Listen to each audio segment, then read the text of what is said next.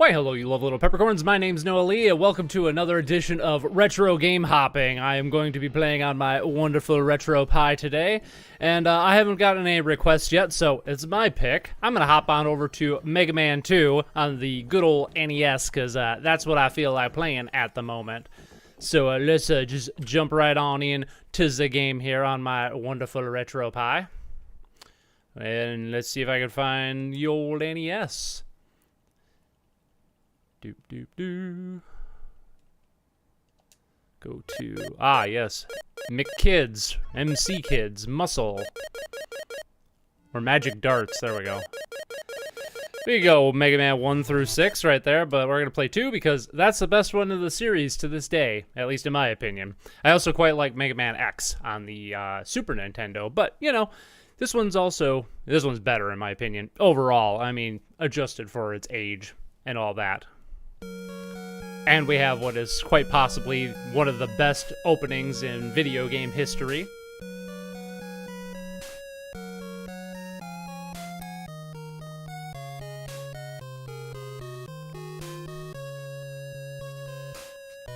I am not drinking Diet Coke today. I'm drinking some iced tea because that's what sounded good. It's like actually kind of warm out right now, unlike last week when it was chilly and cold and gray and stuff.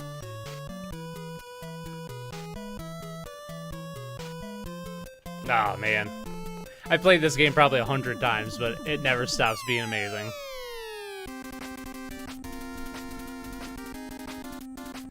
And there's just nothing like that wonderful NES music. And, you know, unpopular opinion here. I know a lot of people say that the difficult version is the, like, you know, the true version of this game. I disagree. The normal version's way more balanced and way more fun. So that's what I'm going to play. And because I'm a basic bitch and I don't feel like working all that hard on this game, I'm going to start with Metal Man and get that Metal Blade, which basically means you're going to win the game, you know, once you do that. And the music just... Oh, my controls are backwards from what I'm used to. That's okay. I'll adjust. There we go.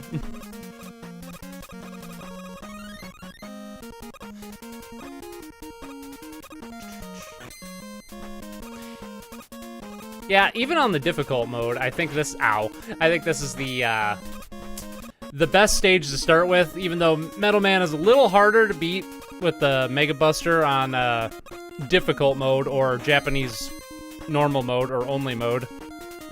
But, I don't know, you get so many energy tanks in this. There's some opportunities to get some one-ups along the way.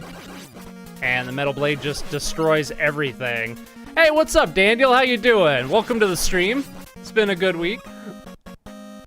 Hope you had a good week, and thanks for watching my video yesterday, bud. Appreciate it. I'm, even though I'm on normal mode and I played this game 100 times, I'm still getting my ass kicked. That is a criticism I have of this game, is that hallway right there with the things coming out is, yeah, it's kind of a pain in the ass. And you do miss out on that one-up if you do this stage first without, coming here with item, what is it, like 2 or 1. I don't think you can get it with item 3, but that's okay. I'm not too concerned.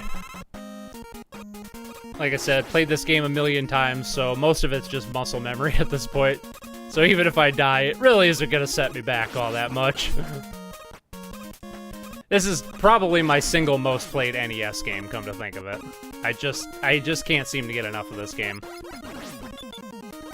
I'm a sucker for, like, all the classic Mega Mans, even the bad ones, but I don't know, this one just takes the cake for me. And I could go get that energy tank, but then I'd die, so, and I probably won't need it anyway, so we're just gonna jump on through here.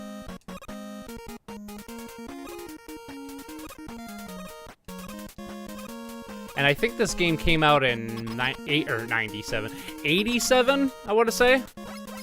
Maybe 86? This is an old freaking game, is what I'm getting at, and it still holds up to this day. Like, this was such a monumental game. Like, nothing against Mega Man 1. I like that game too, but it is pretty rough in comparison to this one. Oh, I fucked up there. Damn it.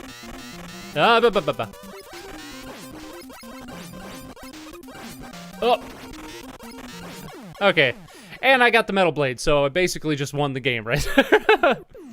Have I played Mega Man X4? I've only ever played the first two Mega Man X games. I'm not really big on them, honestly. Well, let me phrase that. I'm not big on the X series in general. I don't know. I don't really like that as much as classic Mega Man. Mega Man X, like the first one, I think is like really solid. You know, it's my second favorite Mega Man game.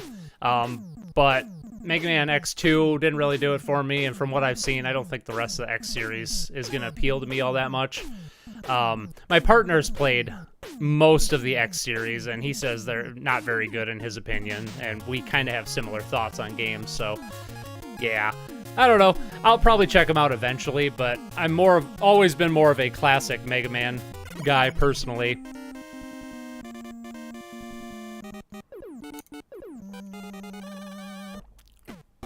I think a lot of the problems that with the X series is just the time period it came out in. It was the time, you know, when like video games like really started like pushing more for like heavier and deeper stories and more dialogue, and later on in like the 3D X games, like there's a lot more cutscenes and stuff like that. Not to say the classic series didn't suffer from that too, it absolutely did, but I just think that since the majority of the X games came out in that era, they kind of got bogged down by, I guess for want of a better word, anime tropes. And why am I using the Power Buster? I have the Metal Blade now. We don't need anything else for the rest of the game. Like, oh man, I should pay closer attention. There we go. But yeah, I really should actually take the time to play through all the X games instead of just the first two. Another reason I haven't dove into them is because they're kind of like they're expensive, and I am not used to playing this with a PS5 or PS4 controller. I just realized. I'm just making excuses for taking a hit there. Don't mind me.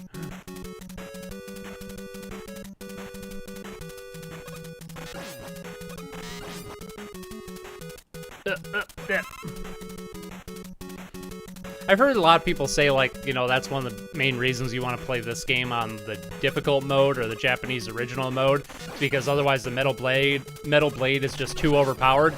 It's overpowered regardless of what difficulty you play on. It's just insane.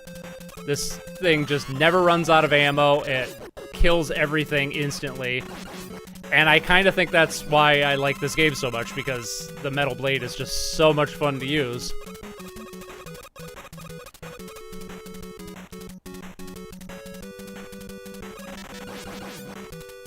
I don't know if we'll end up playing through this whole game, but we might. I don't know. I usually beat it in about an hour, so we might be able to play the whole thing. Kind of sparse on the chat. Just you and I right now, Daniel, it looks like. That's alright.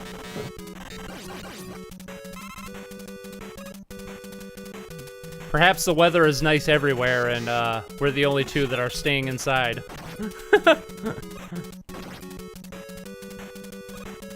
Ow. That's how you do that. You go back a little bit. There we go. You go back a bit. There we go.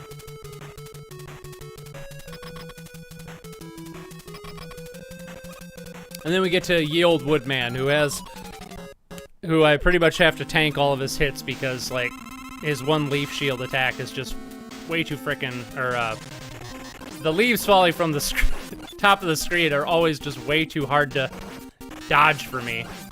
That's okay. He's a pushover with the Metal Blade. What are my thoughts on Sonic Frontiers? It didn't really impress me all that much. I'm gonna say, I think it's gonna be okay. I think as far as Sonic, like 3D Sonic games go, this is like the first one I've been interested in, probably since Generations. I don't know. I think I hate this whole, what's up, one Sonic the? Hey, how you doing? Long time no see. Long time no see. We're talking about Sonic right now. So yeah, I don't know, like, I hate this whole trend of, like, every video game trying to replicate Breath of the Wild, and that's totally what they're trying to do with, I usually go to Bubble Man next. Oh no, I usually go to Airman next. What am I thinking? That's okay, we'll go to Bubble Man. It's fine. But yeah, that's totally what they're trying to do with Sonic Frontiers, is like have the, remember me, lol? I do, yep! Welcome back! It has been a minute. Several, in fact. Oh man, this is such a banger. But, that said, like with the whole, you know, Sonic Breath of the Wild thing, I think Sonic's, like, you know, speediness might fit better in that kind of game than most other video game characters, just because that was one of my biggest criticisms of Breath of the Wild, was the world just seemed way too big and empty for the style of game that they were going for, and it just took forever to get anywhere. And I know some people are into that. I wasn't, because I'm impatient, but I think since Sonic, you know, goes fast all the time, and you can just pretty much run nonstop, and I don't think there's a stamina meter. That would be really stupid if there was for Sonic. I think the core gameplay might, you know, work out all right. As to the rest of it, I don't know. I think it could go either way. I don't think it's going to be good, but I think it'll probably end up being the best 3D Sonic game since Generation. Oh, I jumped way too freaking high. There's some spikes up there. I look 5 years younger? That's what happened? I lost 100 pounds. That's probably what it is. Well, actually, let's see. Probably since I uploaded last, I think I only lost 45 pounds, but in the last, like, 2 or 3 years, I've lost 100 pounds, and it just definitely made me look younger, which I'm okay with. Might be the hair, too. I just got my hair cut. People always tend to look younger when they have a fresh haircut. I think I'm planning on actually getting a copy of Sonic Frontiers and playing through it on stream, just like a blind thing, because I don't think it's going to be good enough to warrant my full attention, but it might be fun to actually like play on stream and all that stuff. And I hope it's good. I mean, I hope every Sonic game's good. I've been disappointed a lot, though, so, you know, I don't have high hopes. But, hey, we'll see. I'd rather just have a Sonic Mania 2, but it sounds like that's never gonna happen. I don't know why. What's up, Theogomi? How you do? Welcome to the stream. We're playing some Mega Man 2. One of my faves. One of my faves, and you can just tank so many hits in this game, and it's fine. Ah, crabs. Fun fact, the first time I ever played this game was the iOS version on my shitty Generation 1 iPod that I had, or iPod Touch that I had. That was a great experience. Touch controls and platformers don't mix, kids. What's he weak to? He's weak to the Metal Blade, because everybody's weak to the Metal Blade. He's dead.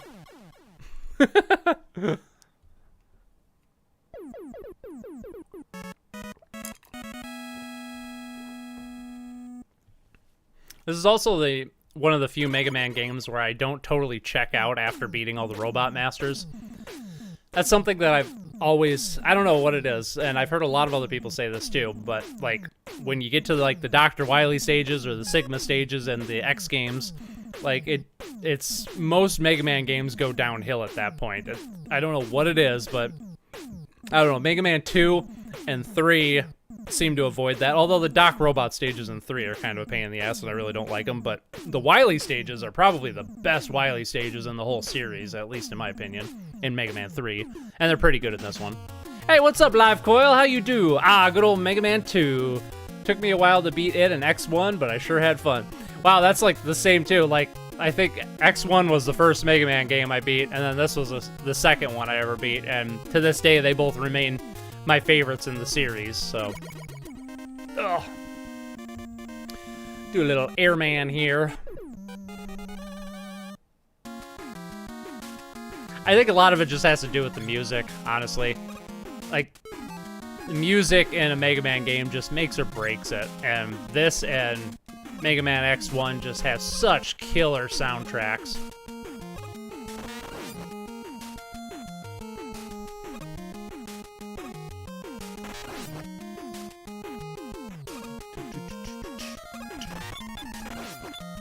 All right.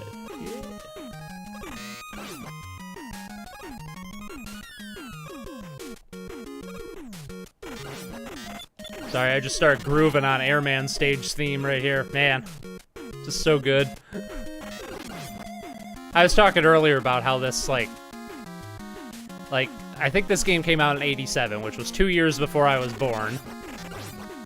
And, like, I just can't imagine, like, what a game changer this was back in the day, because, I don't know, like, considering, like, this was only a couple years after Super Mario Brothers, like, this is just such a gigantic leap in, like, I don't know, video game design, and, you know, the fact that I can't think of, I'm sure there were other games before Mega Man 1 and Mega Man 2 that had, like, you know, you go side-scrolling and then you go, like, vertical scrolling, but I can't think of any off the top of my off the top of my head.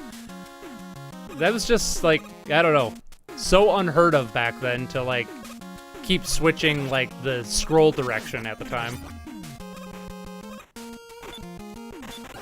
Actually, when did Super Mario Bros. 3 come out? I don't know. Or 2. I'm sure that's different, though, because they're like first-party Nintendo games, and they were like, you know, everything. What up, Risk? How you do?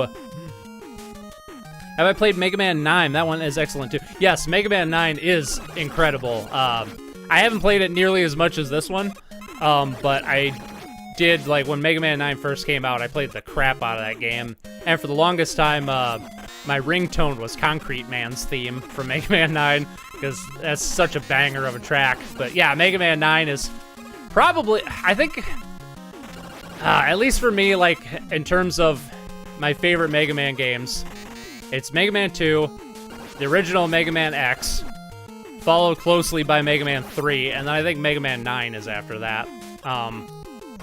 Jesus. Freaking birds. But yeah, I really gotta play Mega Man 9 again. It's been way too long. What video games do you think have the best stories? Oh, I would probably say Eco, Dragon Age Origins, Shadow of the Colossus, or something similar. I would definitely agree with, I haven't played Dragon Age Origins. I've only ever played the first Dragon Age, and I wasn't really a fan. But Eco and Shadow of the Colossus, definitely. The Souls games, honestly. Like, you know, Demon Souls, Dark Souls 1, 2, 3, Bloodborne, Sekiro, Elden Ring. They got different, you know, a different style of storytelling than your typical, like, narrative-focused and character-driven stuff, but I just think that's the best way to tell a story in video games is, like, have it in the background for the player to discover. Don't just throw it in their face. I can't... What am I doing? I can't do anything with him. Ow. He's not paying attention, and now I'm gonna die. I could use my energy tank, but I also have some lives, and my nose frickin' itches. Jesus. But yeah, the Souls games, I was gonna say Undertale, but it's kind of... Undertale's alright. It was more the characters that I'm drawn to in Undertale, though, not so much the story. Some other good video game stories. Honestly, I think, you know, as simple as it is, I think Sonic 3 and Knuckles has a pretty good story. You know, it kind of has the same kind of storytelling as, like, the Souls games. Like, you know, it's there for the player to discover, it's not in your face, it's all told through, like, environmental stuff and told through, like, character movements and their position and, you know, timing and stuff. Yeah, at least as far as retro games go. Final Fantasy IX is one of the few games that I like the story way more than I like the gameplay. Well, I guess that's true of a lot of games. Final Fantasy IX is one of the few games that I like it mostly for the story, I guess is what I was saying. That game just has an incredible story and incredible characters, and the gameplay's fine. It just, the story is so much better than the pretty standard, what's it called? Active time battle mechanics of the classic Final Fantasy games.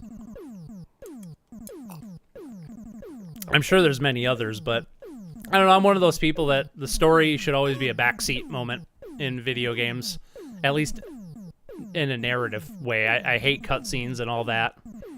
Okami. There we go. Okami's also got a great story. That kind of breaks the rule. It's pretty dialogue heavy and pretty cutscene heavy, but I don't know. I think it's a really good story.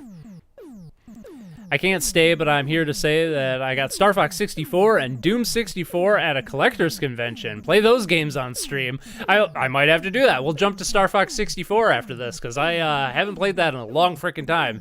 Good choice, Brisk. And see you later if you gotta go. Almost got Mario Kart Double Dash, too. We were just talking about that last week. But the dude wouldn't budge on the price. How much did they want for it? Because I know that game goes for a lot of money these days. Final Fantasy 6 and 9, Lunar 1 and 2, Arc the Lad 1 and 2 has some good stories. Yeah, I can only speak for 6 and 9, Final Fantasy 6 and 9. I haven't played the Lunar games or the Arc the Lad games either, but definitely heard the Lunar games have good stories for sure. All right, we got Airman, which means we can go take out Crashman now. It's the Bananas level, if you know what I'm talking about, because you could sing Bananas, bananas, You're never gonna unhear that now. That's all I've ever heard when playing this game. How many lives do I have? I should, I'm just gonna kill myself here, so like if I die later on, I won't have to play the whole game. It's a very pro gamer strategery right here we're doing. You want $85, but it was a loose copy and a DVD case? That's highway robbery, my friend. Damn. Wow, it takes a long time to die by these guys. Oh no, I got a gum over.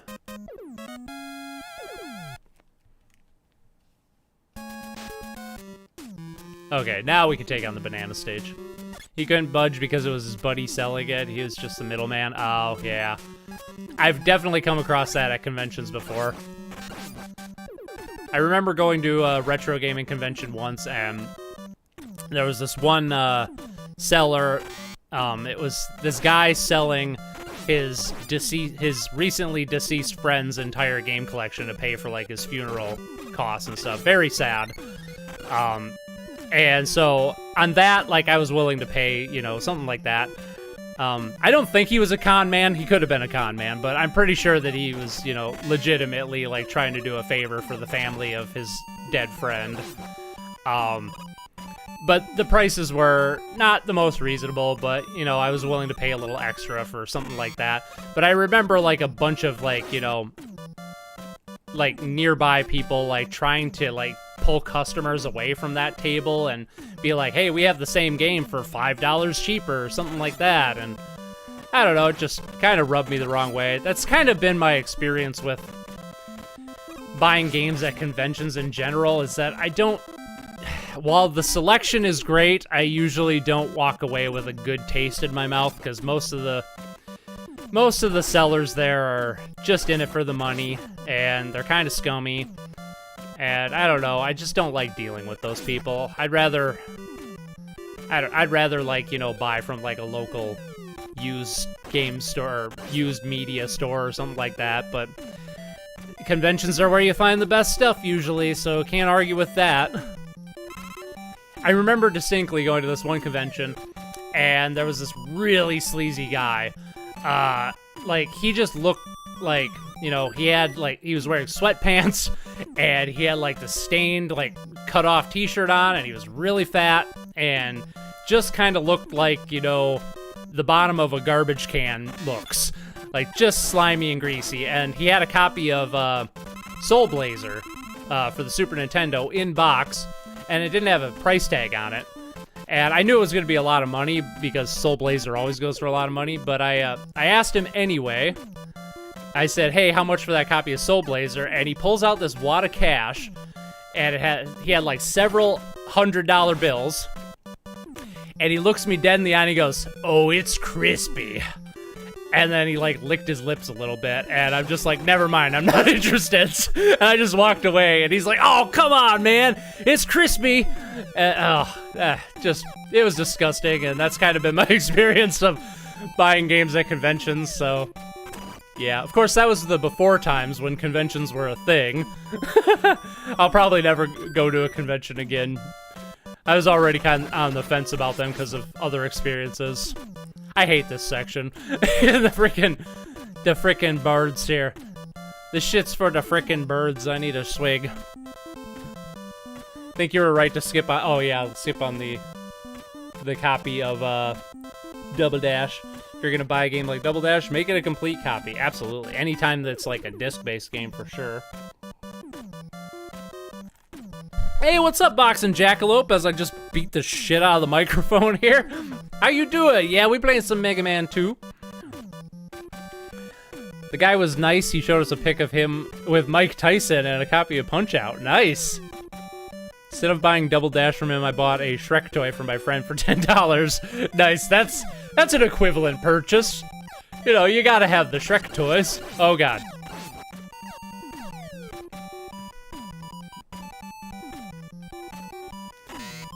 There's an energy tank I could get, but then I'd have to go all the way back around, and I don't wanna. So we're not gonna. Hey, we'll take this, though. Alright, now we're gonna switch to the, what is it, the air shooter? Is that the name of Airman's thing? The air shooter. Huh, audio just glitched for a second. Man, he is... Just get fucked. Jesus. 2 shots. I feel like on the cons. I have some friends who invite me to an annual anime convention in our state every year, and I keep saying no. Yeah, I've been to a couple anime and manga conventions too, and I feel like they're not as bad, because I feel like the reselling of like manga and anime, it's not... there's not nearly as big of a collector's market, at least not for like, you know, manga or anime DVDs or like memorabilia. Definitely for like figurines and stuff, but retro games just like, I don't know, retro game prices have been insane for like 10 years now. Here's a good example. So I've been, minor spoiler alert, I've been working on a video that I was hoping to have done by Halloween. It's looking like it's gonna be done the first part of November now, but that's okay. But I was making a video on like indie horror games, or I am making a video on indie horror games. And I was looking into like some of the more obscure horror games, like from the golden age of, let's see, I want to do Flashman next. I was looking into some of the more obscure games from the golden age of like horror games, like the PS1, PS2 era. And there's this game on the PS2 that I wanted for a long time called Rule of Rose. It's a like really rare game in Japan, and it was published by Atlas in America, and it's also kind of rare, or at least it's really rare in America, and it's kind of rare in Japan, is what I was trying to say. And years ago, when I first heard of the game, like the going price for it, complete in box, was like $100. And I so wish I would have ponied up the money for it now, looking back, because now a copy of that game regularly goes for like, I don't know, like $500-$600 complete in box. But something I noticed the other day when I checked on it after years of not looking at it is, if you go on eBay and look up Rule of Rose, this supposedly really rare game, there's like hundreds of copies available for it. Like, it's like every copy ever made is for sale on eBay. And my question is, why is that game still going for so much money if there's so many copies available for it? Like, the laws of supply and demand should have made the price come down a long fucking time ago, because there were like well over 200 eBay listings for complete mint condition copies of Rule of Rose, and the cheapest one I saw was like $450. And that's, I don't know. That's how I feel about the retro game market right now. Why my collecting has definitely died down is because it's just a scalper's market. There's no actual collecting going on anymore. It's just a bunch of people who don't give a shit about video games buying and reselling and doing shit like that. And I don't know, it just makes me sick. So yeah, there's that anyway. That game is crazy expensive. Yeah, you know Rule of Rose. Yeah. And it shouldn't be that expensive because there's so many copies available. It's ridiculous. Stop Skeletons from Fighting has an excellent video on Rule of Rose, co-starring Matt McMuscles. Oh, nice. I haven't seen that one. I've watched Nitro Rad. Nitro Rad has a video on Rule of Rose. It's also really good. I watched that back in the day. Yeah, always wanted to play that game, and, you know, always wanted a copy of it, because, you know, it just seems like such a weird and obscure horror game, and I'm totally into that sort of thing. But, nope. I've heard a lot of people say it's not very good, but I don't really care, because I feel like the best horror games aren't really that good. Ugh. I fucked up there. Let's get my metal blade back out. Hey, what's up, Raju Wisdom? What did I walk in on this time? Mega Man 2, me pissing and moaning about how ridiculous retro game prices are right now and have been for like the last 10 years. And Rule of Rose as an obscure PS2 horror game that I always wanted to play, but scalpers have made it awful for, you know, people like me that actually care about games. So yeah, there's that fun conversation. I'm getting a little sassy right now. Just a little sassy. Ow. I'm also really not paying attention to Mega Man 2. I'm probably gonna die. Oh! That was close. Yeah, Nitro Rad. Yeah, I haven't watched any of his videos in a while, but yeah, I used to watch a lot of his stuff. Him and I were both on the... I don't think we ever interacted on the Screw Attack forums, but we were both on the Screw Attack forums around the same time, and, you know, it was really nice to, you know, see, you know, someone like him, like, take off and, you know, become a bigger YouTuber, because, you know, he always had, like, a higher production value than, on his videos than, most people did at the time.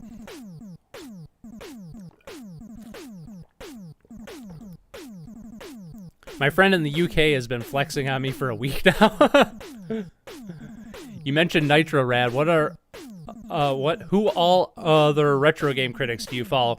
To be honest, nobody anymore, which is kind of why I stopped watching Nitro Rad. Nothing against Nitro Rad. Love his stuff. I kind of got... The only retro gaming channel I watch now is GameSack. And that's more just... because Joe is really, really good at, you know, finding games that I've never heard of. But I kind of got to a point where I don't know, like 2 or 3 years ago, where I just got really burnt out on watching, like, gaming content on YouTube, and it was kind of affecting my creative output and my thoughts on games, and so I took a break from, like, watching a whole bunch of different YouTubers and retro gaming stuff. And the plan was just to take, like, you know, a few months off from not watching that stuff. And, you know, I just realized that, I don't know, creative mind person here. I feel like, you know, my thoughts on games are more pure when I'm not watching other people's videos. Because it kind of, I don't know, I kind of feel like some of my older videos, I was just repeating what a lot of other people were saying. Whereas I feel in recent years, the stuff that I've been talking about has been more genuine and more my own opinion, and not influenced so much by what the general consensus is, or what other people have said. And it wasn't so much that, you know, I was, like, copying them or anything, but more that I felt like if I was reviewing a game that somebody like Nitro Rad reviewed or something, and I watched his video and he had a good point on it, I felt obligated to also bring up that good point that he had, even if I wasn't the one that thought of it. And it kind of forced me to, like, structure my videos in a sort of haphazard way. Whereas now that I don't watch any retro game channels, or really any gaming content other than, like I said, GameSack and a handful of videos here and there, I don't have that problem. And, you know, it's just a lot more of a enjoyable experience creating videos and talking about games now than it was years ago. So, yeah, that's that. I don't know, I'm weird like that. Don't mind me. That's just kind of how I've always been. I gotta, like, formulate my own opinion before I look into anything else. That said, I do, like, you know, if it's something like Frogun... Uh-oh, I fucked up. I could just tell by the way I dropped down there. If it's something like that game Frogun, which I just did a critique on, it's such a small game and, like, nobody's talking about it. I think it's worth looking into what people are saying about it. But if it's like a really popular game, like I kind of want to keep my thoughts pure, so to speak. Every time I show a game I got for what I think is a good price, he says, "Oh, I got that for $2." I only did that once, yeah. Oh, that's what your friend's been flexing on? Where does he find all these games for $2? Jeez. Oh, man. Man, I long for the days when, like, you could find retro games, like, dirt cheap like that. I remember getting Yoshi's Island, or not Yoshi's Island, Yoshi's Story on the N64 for, I think it was 50 cents. It was definitely less than $1 at a thrift store. It was ridiculously cheap, and it blew my mind.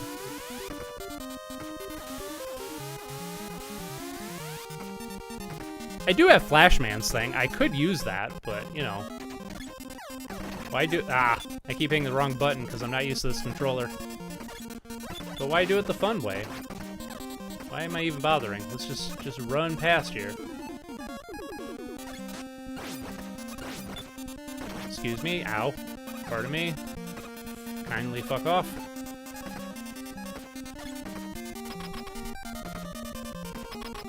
What an insightful answer. You have the right idea. Not watching other critics helps you find your own analytical voice better. Yeah, I mean, it does kind of suck because a little bit, because I hear, because, you know, you mentioned the Stop Skeletons from Fighting video, which I'll probably watch that, because I have no intentions of making a video on, like, retro game prices at the moment. But it does kind of suck when I hear, like, you know, so-and-so's got a really good video, and it's on a game that, you know, I'm probably not going to review anytime soon, but it's definitely one I want to talk about, and it kind of, you know, I kind of have that, you know, feeling of missing out sometimes, but I think overall, for me at least, it's the better option. It's kind of the same reason that, you know, it's the same reason, like, YouTube is my only social media platform. It's just... I get burnt out by even, like, interacting with people that I enjoy, like you guys. Like, if I were to stream, like, all day, every day, I'd just be a mess. I would... We just died at the same time, but it still counts. Or I locked the game. Wow, I've never had that happen before. I killed him, like, a frame before he killed me. That was awesome. It counts, buddy. It counts.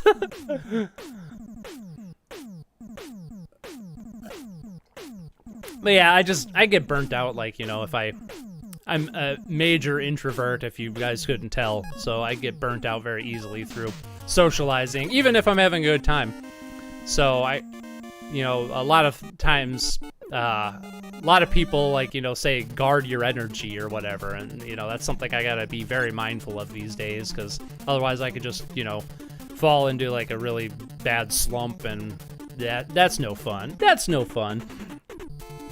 I'm thinking of going garage sale hunting in the summer to try and find some stuff. Good luck. Yeah, there's definitely still people out there that, you know, are selling for reasonable prices, but it's much harder than it used to be. I think the find of the Super Mario Brothers inbox for $2 at a rummage sale is probably the best bargain I'm ever going to get. I think those days, and that was like 12, 13 years ago or better. Like, oh, no, it was probably like 15 years ago. That was a long time ago. Those days are sadly over, I'm afraid, because everybody knows what retro games are worth these days. Which sucks, because they really shouldn't be worth as much as they are. It's just a freaking speculative market. And I hate speculative markets, like Bitcoin. Yeah, I'm gonna open up that can of worms. I'm feeling sassy today. Oh, yeah. The only hit point that matters is the last one. Exactly, my friend. Ah, yes, we got the blinking blocks. Should I try to actually, like, do the blocks in this stage and, instead of doing it the easy way? How many lives do I have? That might be worth doing for fun. Ridiculously difficult level design made incredibly easy by a single item. I always love that in games. Once again, you have the right idea. Just being on YouTube helps keeps things pure and low stake. Don't make a Twitter for your content, man. Trust me. I had a Twitter years ago. I know exactly what you're talking about. I closed that shit down. Yeah. I think I was only on Twitter for like a year, and it was driving me insane. I do not understand what people see on that platform.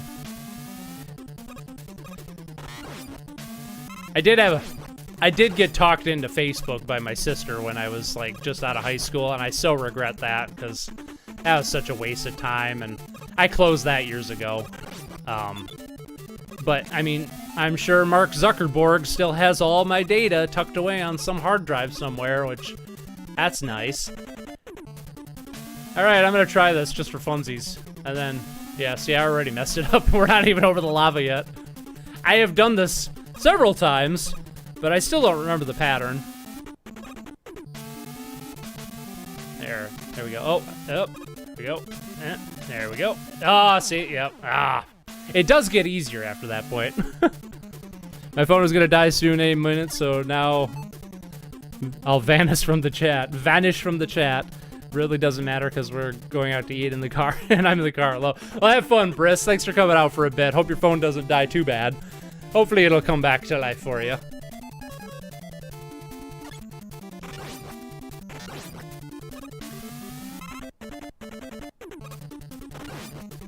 I'm just surprised, like, something like... I, and, like, literally everybody else, you know, is surprised by how popular Twitter has become. It's... I don't know. When I first heard of Twitter, like, I think I was still in high school when Twitter came out. It either came out, like, right when I was about to graduate, or it started getting big when I was about to graduate. Somewhere around there. 2008-ish is what I'm saying. When I first heard of it, I'm just like... That is the dumbest shit I've ever heard. Like, you just tweet, like, a single sentence, and... Why? Little did we know that, like, you know, short-form content was gonna be, like, you know, the biggest... That's not what I want. This is what I want. The biggest, like, money-making thing on the internet, you know, just a few years later. Oh, I put it up too high. Damn it. They're all blinking behind me. It's fine.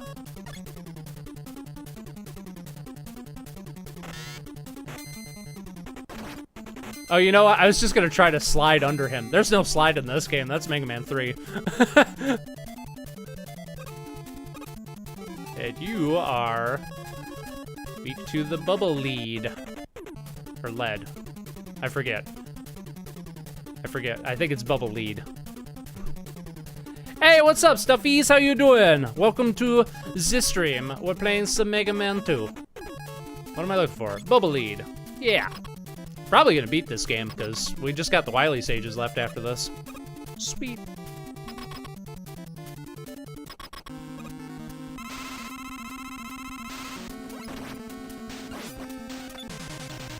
Oh shit, you didn't go as far as I thought you were gonna.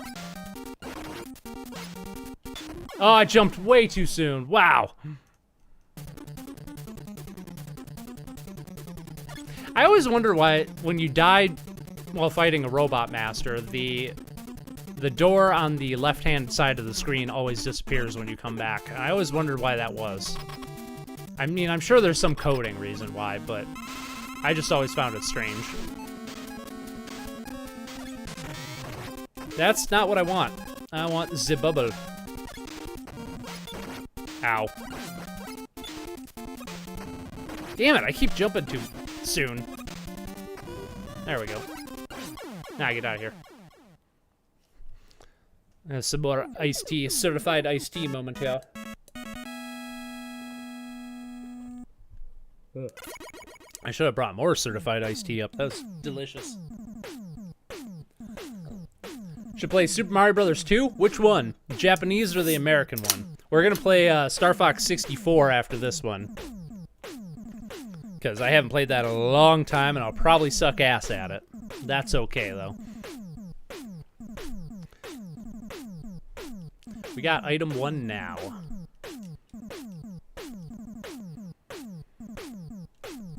Get equipped with item 1. Uh-huh. The text is so slow. Oh, shit! Here comes Dr. Wowie! USA, okay. Yeah, we can play Super Mario Brothers 2. I haven't played that in a long time either. All right, we'll turn that on after Star Fox. I'm going to write that down because last week I was struggling. I got some post-it notes here.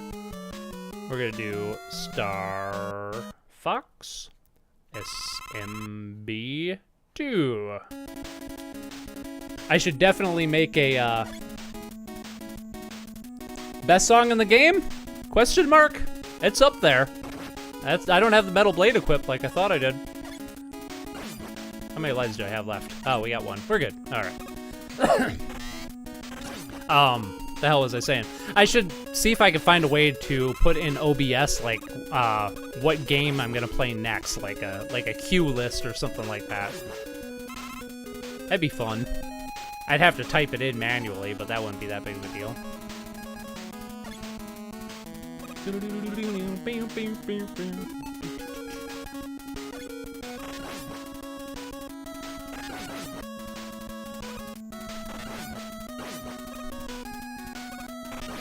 But yeah, good pick. I haven't played Super Mario Brothers 2 in a long time either. Last year, I played a lot of the Japanese version, also known as the Lost Levels. Played a lot of that. That game is so brutal, but also so awesome at the same time. I might like it more than the original. Oh man, now I gotta do the, like, eat up my ammo and shame thing. Might have to get some more ammo here. I don't know, just the way that, like, you know, Super Mario Brothers 2 Japan / The Lost Levels, like, messes with you while you're playing. Like, there's something enjoyable about that to me. Oh, man. I hate how the items you can't actually, like, let's see if I can get the jump here. Nope, I fucked it up. Super. I hate how the items you can't, like, put them away. I'm gonna run out of ammo. Yep. Damn it. Oop. There we go. And this level is kind of a pinch point as far as, you know, ammunition goes, because if you don't do it just right, you can end up fucking yourself pretty good. And then you'll have to, like, you know, farm for ammo, and that's no fun. Or wait until you get a game over, I guess, but... Ah, shit.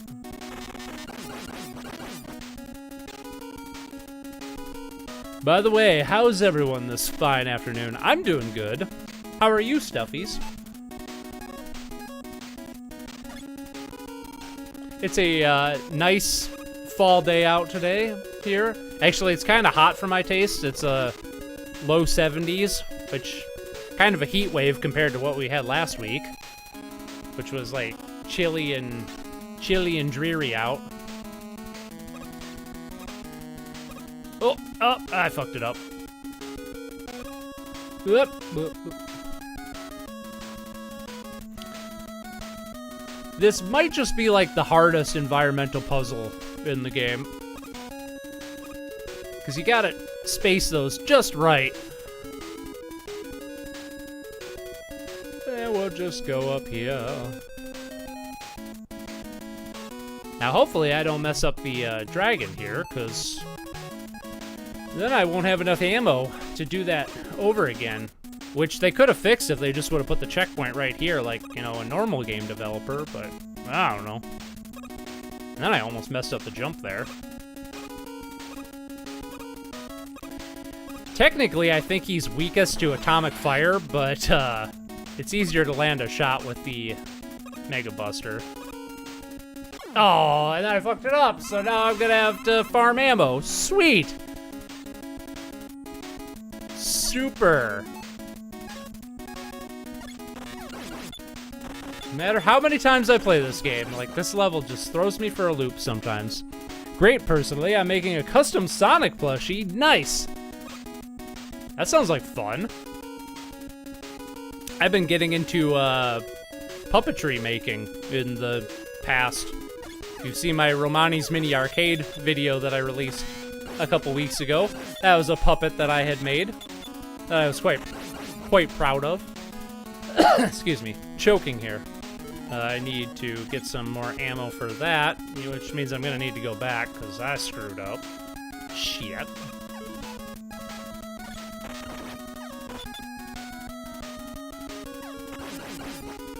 There we go. That'll probably be enough.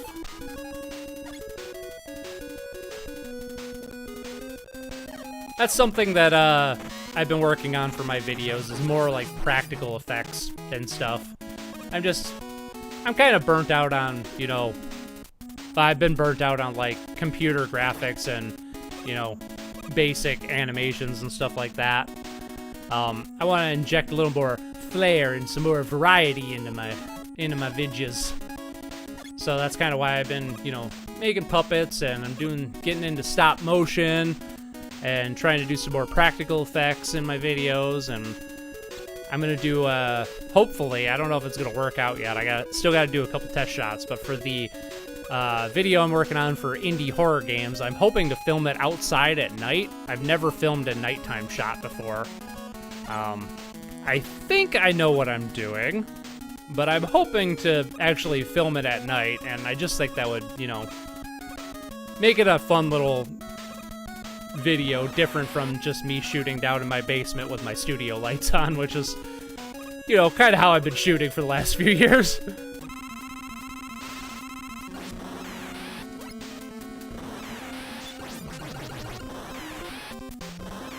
Oh, why did I jump into that? Well, it doesn't matter, I got him. There we go. I have a certified seltzer moment to celebrate.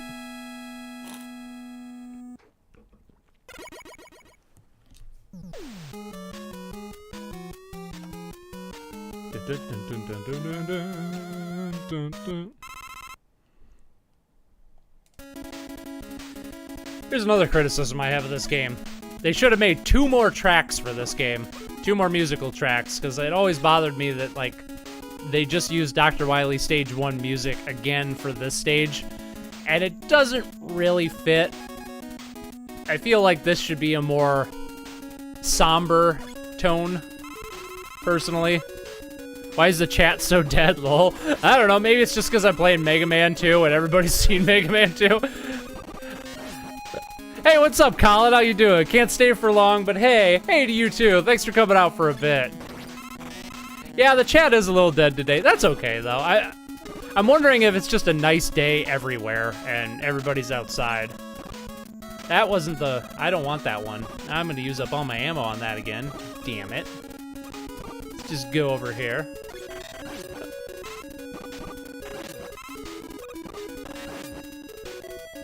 Ah, shit.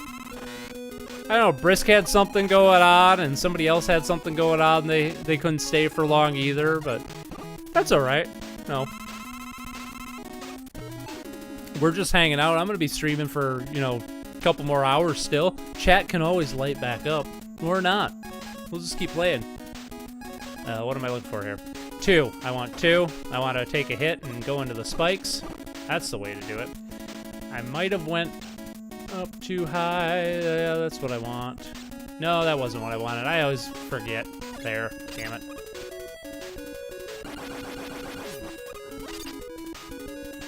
Ever played the Wily Wars? Yeah, actually, I played it this summer for the first time recently. Not bad. I definitely prefer the NES versions of the games, but, it's nice to see a Sega Genesis interpretation of the original Mega Man trilogy. The music is not as good as I would have thought it would be, because, I don't know, it might just be because I'm so used to the NES version, but I was expecting, like, the Genesis version of these tracks to just be freaking bangers, but they're kind of underwhelming to me. I don't know why. It's probably, if I had to guess, I don't know for sure, I should probably use this opportunity to, like, fill up my stuff. That'd be a good idea. No. If I had to guess, that game was made using the GEMS sound driver or sound creation engine that they had later in the Genesis's life cycle. And the music made with the GEMS thing isn't as good as like the actual programmed FM synthesis, unfortunately. But yeah. As for my current situation, I'm doing a theatrical show and we're in intermission at the moment. Cool. Are you in the show or are you watching a show? And if so, either way, what show? That's something I've definitely wanted to experience more, is like going to the theater, but it isn't really a thing that we do around here, unfortunately. Colin's theatrical is better than Morbius. Oh, man. Good old Morbius. I know, like, nothing about that except that everybody hates it and it's such a big meme. That's, like, all I know about Morbius. Or, that's how you pronounce it, right? Morbius? That's what it looks like.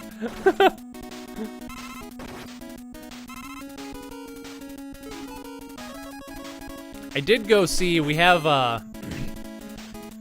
not too far from where I live, we have this place. You're acting in it. I'm playing Grimsby and the Little Mermaid. Nice! Cool, man. That sounds fun. That's amazing. We do have, not too far from where I live, we have an outdoor, like, amphitheater, and an American Players Theater, and they, I went and saw, like, oh, damn it, I forget which Shakespeare it was. It was a Shakespeare comedy. That was really good. But it's, like, out in the middle of the woods, and it was, like, fall, October weather, and it was just really cool to see. They had, like, actual, like, an outdoor stage, and they had, like, you know, a wooden castle, and, you know, like, I don't know, kind of like adult playground equipment is what it looked like, but it was made just for, like, you know, the actors to turn into whatever they needed, like, you know, somebody's bedroom or a tower or something like that, and it was really cool to see it. I'd like to go see more stuff like that, because it was a lot of fun. I'm not big on Shakespeare, but, you know, that was a really fun one. Romeo and Juliet, my favorite comedy. It's kind of a dark comedy, you know. What's his name? Romeo's friend, Mercutio. He's kind of hysterical. I think that's his name. I am totally blanking on what I want here. I want item 3. That's what I want. Too busy thinking about Shakespearean dramas and dramedies. Shakespearean dramedies. Mega Man 2 is fucking great, yo. Abso-freaking-lutely. One of the best games of all time.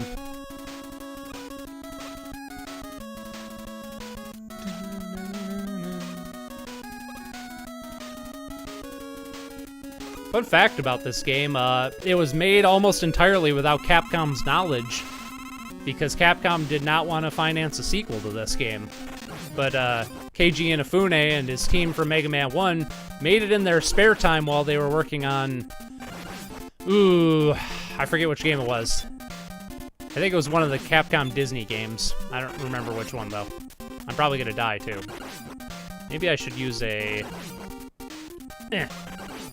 But yeah, so they, like, basically made this in their free time, and then when the game was, like, basically done, they went to the Capcom executives and, like, hey, remember how you said you didn't want a Mega Man, or you didn't want to pay for a Mega Man 2 sequel? Well, we made one anyway because we really believe in this project, and so here's what we got. And then Capcom's like, well, if you already made it and we didn't have to pay for it, I guess we'll publish it. Bunch of freaking dicks, jeez. 6 is your favorite in the series, really?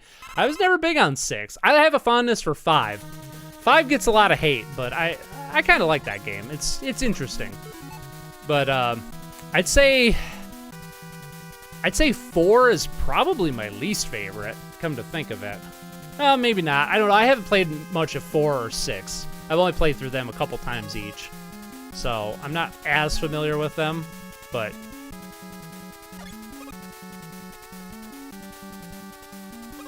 Alright, let's get some stuff here. Crash bombing, yo. I could be wrong, but I think they were working on DuckTales. That's what I was thinking. I was either thinking it was either DuckTales or Chippendales. But I think Chippendale came later.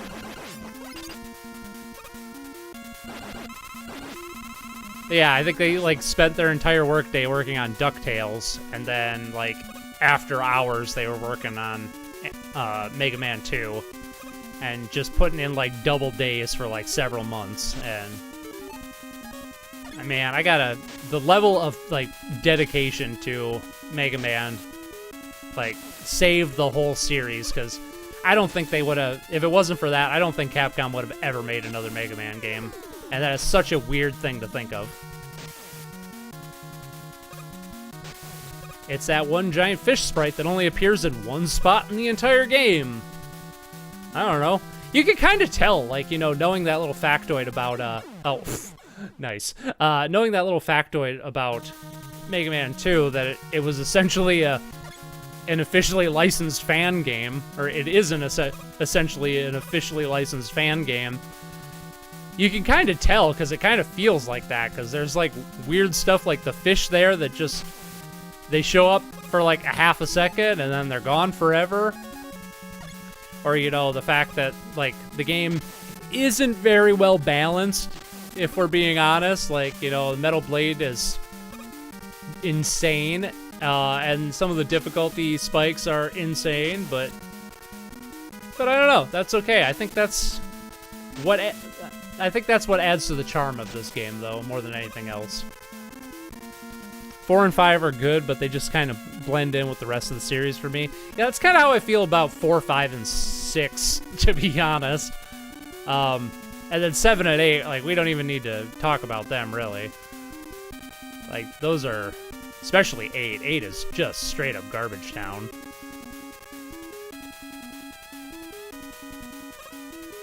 And then Mega Man and Bass, which is part of the classic series. That is such a... Oh, man, that freaking noob trap there in the corner with the spikes is like, oh, fuck you!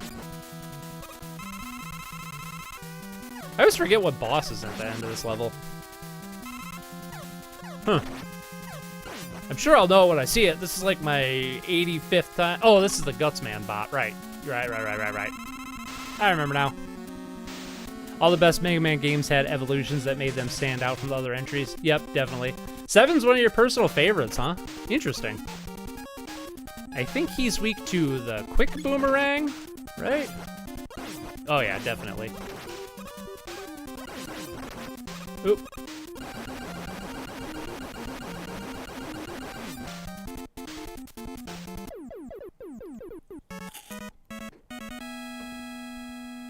I've only ever played 7 once, I think, and I did not like it.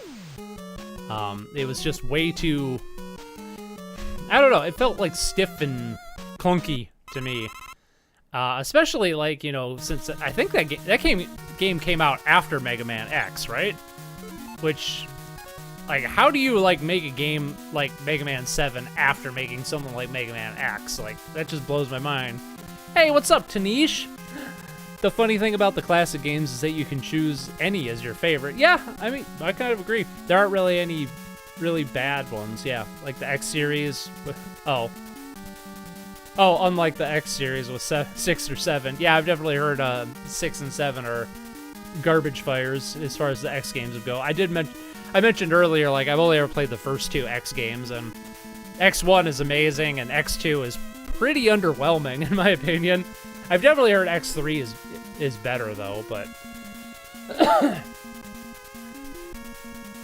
Wait, Mega Man 6 came out after X? I didn't know. I mean, that would surprise the hell out of me, but it would... Yeah, I'll believe it, though.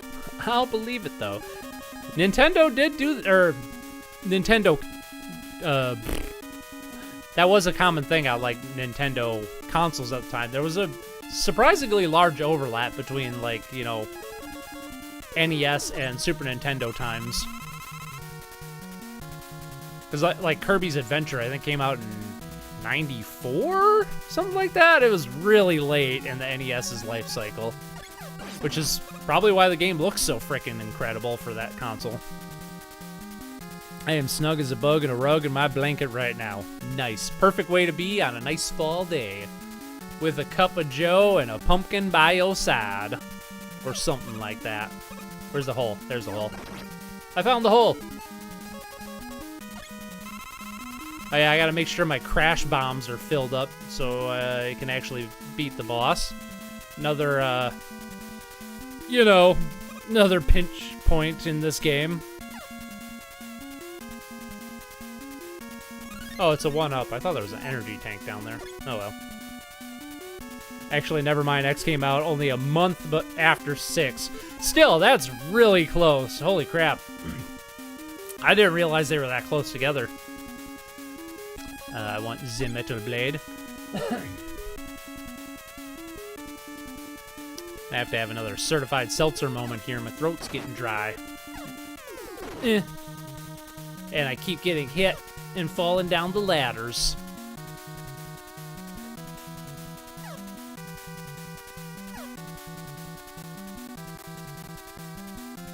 I'm gonna do that. Certified seltzer. Also, Kirby's Adventure. Oh, 93. Okay. Well, still, that's really late in the NES. NES's life cycle.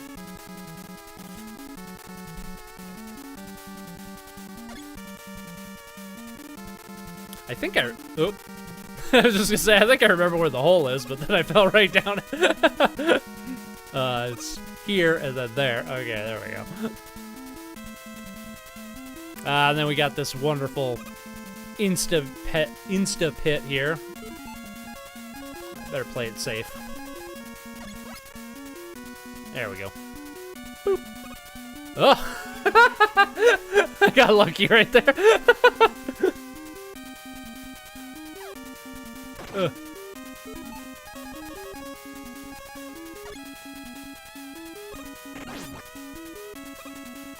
Where's the hole? There's the hole.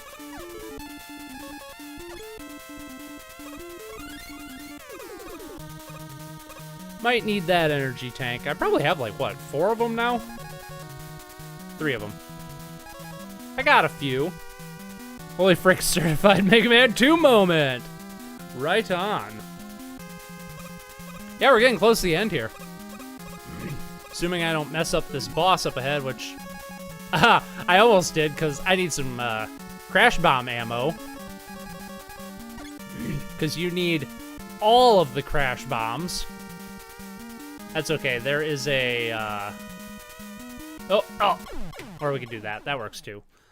That works too. We'll just do that.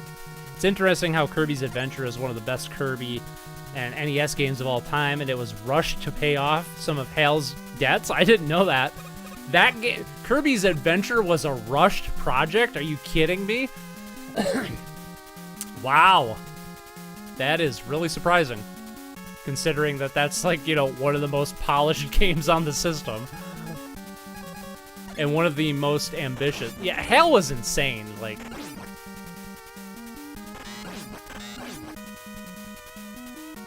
they were like the Traveler's Tales of the Nintendo systems back then.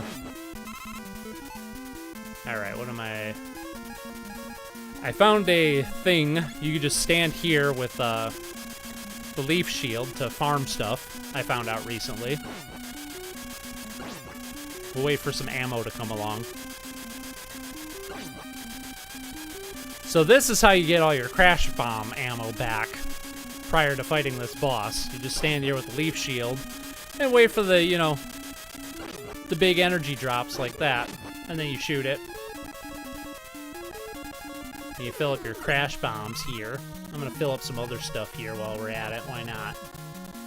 Except I went past the wood. Wait, no I didn't. There's wood. Ow. Let's try that again. Oh, I can't grab that one. Shit. I didn't know that about Kirby's Adventure either. I guess it's a Majora's Mask type situation. A happy accident on a low budget and production time. Yeah. This boss is the only one you ever used a guide for in the game. That's understandable. This boss is... I kind of appreciate it for, I don't know, its puzzle aspect, but it's a little tedious, especially on a first playthrough. I had a friend of mine over a few summers ago and had him play through this for the first time, and it was, you know, to be expected. His first time fighting that boss was pretty rough, but he got through it, so, you know, I don't think it's quite as big of a flaw as a lot of people point out, because it's really not that big of a hindrance when if you end up going, you know, back like that. But it is easy to mess up, and I'm not saying I might even mess it up, and I've played this game 100 times, at least. A really horrible boss. Denise doesn't mince words, it's just horrible. Yeah. It's one of those things that, like, you know, I respect Mega Man 2 for its experimental stuff, but it's definitely tedious and kind of shit, if we're being honest. This is probably the worst level in the game, overall.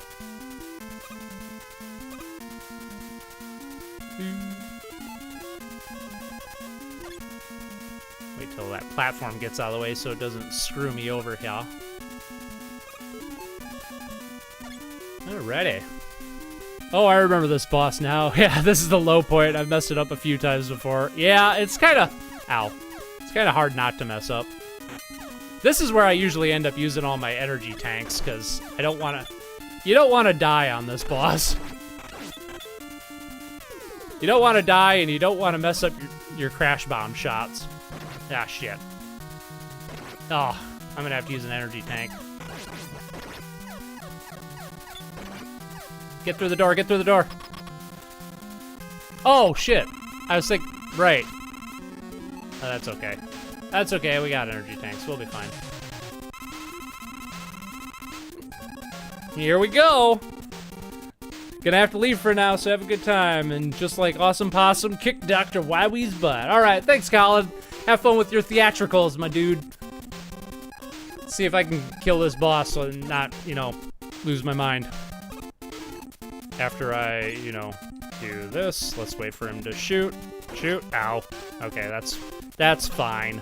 That's exactly what I wanted to happen. Now I gotta wait for the one to run out. Definitely not a great boss.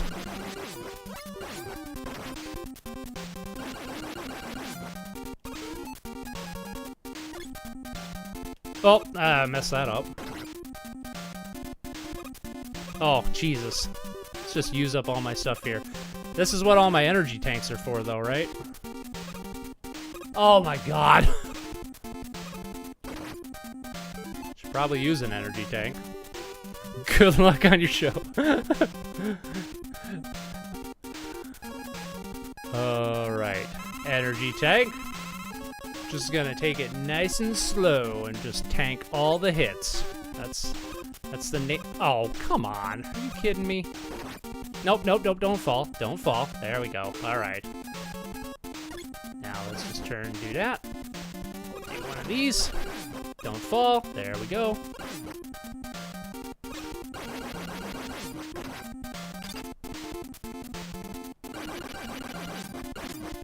Okay.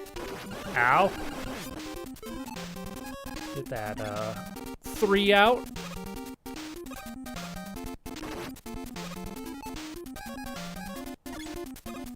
And there we go. Not too bad, you know, just gotta save all your energy tanks for this boss and don't mess up. We got one more level. Well, 2 technically. Hidden boss and all that. Or final interesting boss. Here's another thing I hate about Mega Man games. The boss rush at the end. It's fine in Mega Man 2 because all the bosses are super easy, but I really, really hate forced boss rushes at the end of games. Hey, what's up, Ice Strike? We are gaming. Oh my, we're gaming. I forget what position all the guys are in, so, you know, we're just gonna do that. Let's get the old bubble lead out.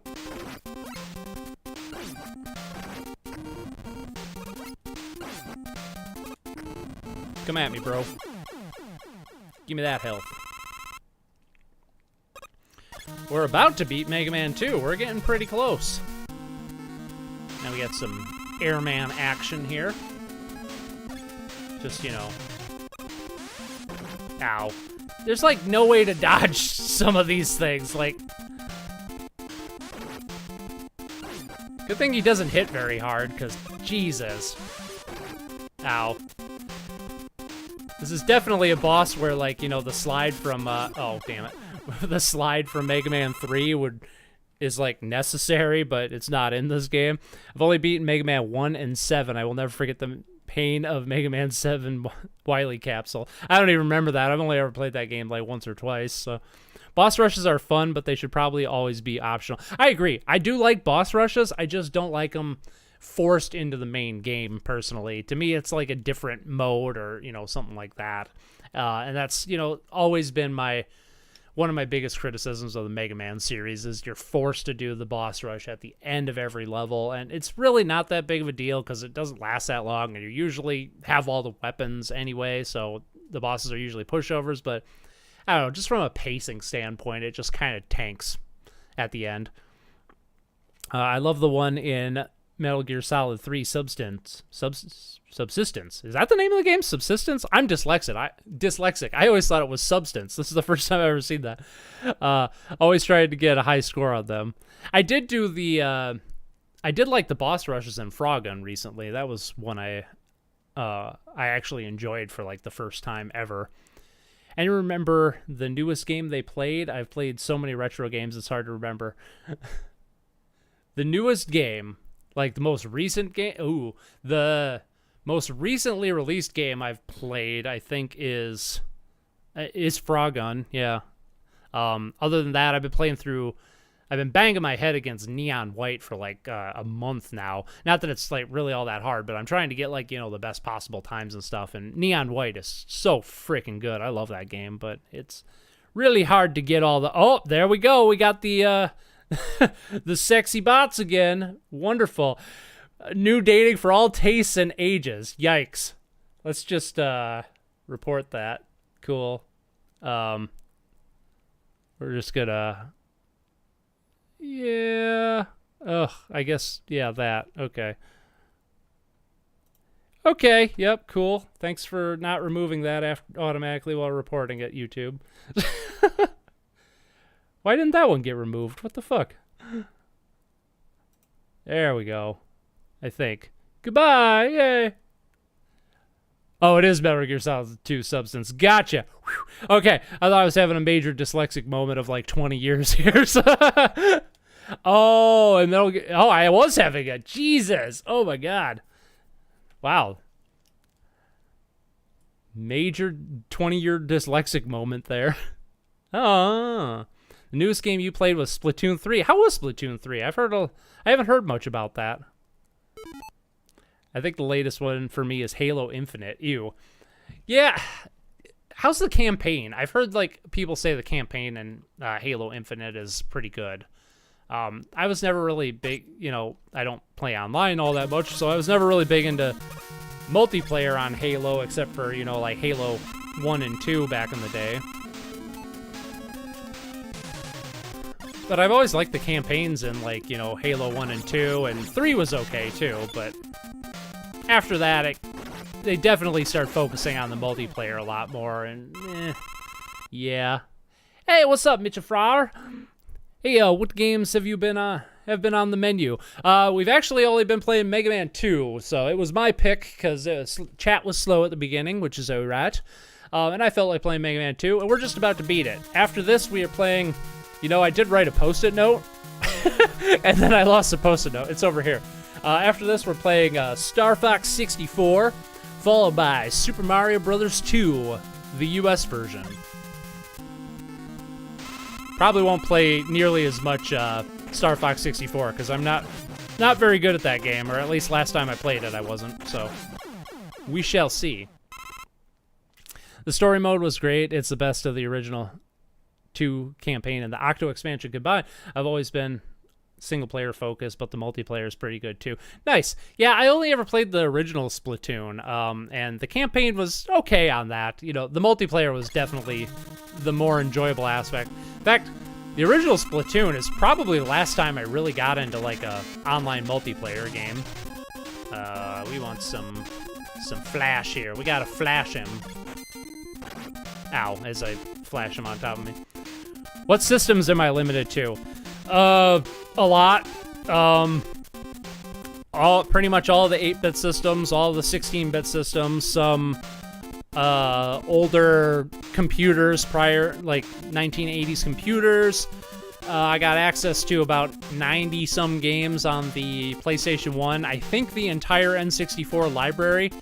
A handful of Dreamcast games, and pretty much all the handheld consoles up to the Game Boy Advance. So, yeah, got quite the smorgasbord of games on this little thing. And we are taking suggestions, because I doubt we'll play, probably only play a little bit of Star Fox 64, because like I said, I'm not very good at it. And we'll probably only play a little bit of Super Mario Bros. 2, because I don't really want to play through a whole game twice in one stream. We got to do some more hopping, so yeah. Yes, I do have access to the TurboGrafx and PC Engine CD and Super CD and all that stuff, which would be fun to play because I haven't played a lot of PC Engine / TurboGrafx games, because I never... That's not what I wanted. I didn't have access to that system as a kid, and I have one, but TurboGrafx games are really expensive. The system, which is surprising, because I got the system for like really cheap, but then I noticed that like most of the TurboGrafx games are insanely expensive, which I guess makes sense because there weren't a lot of them, you know, available.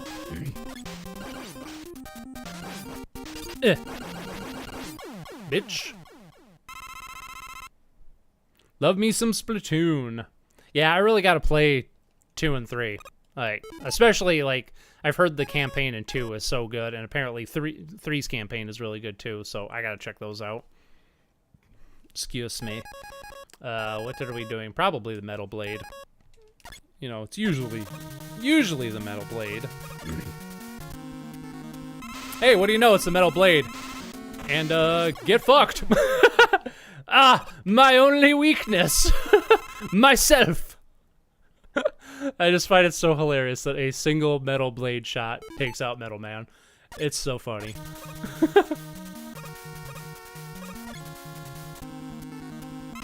Ah, yes. Some Flash Man.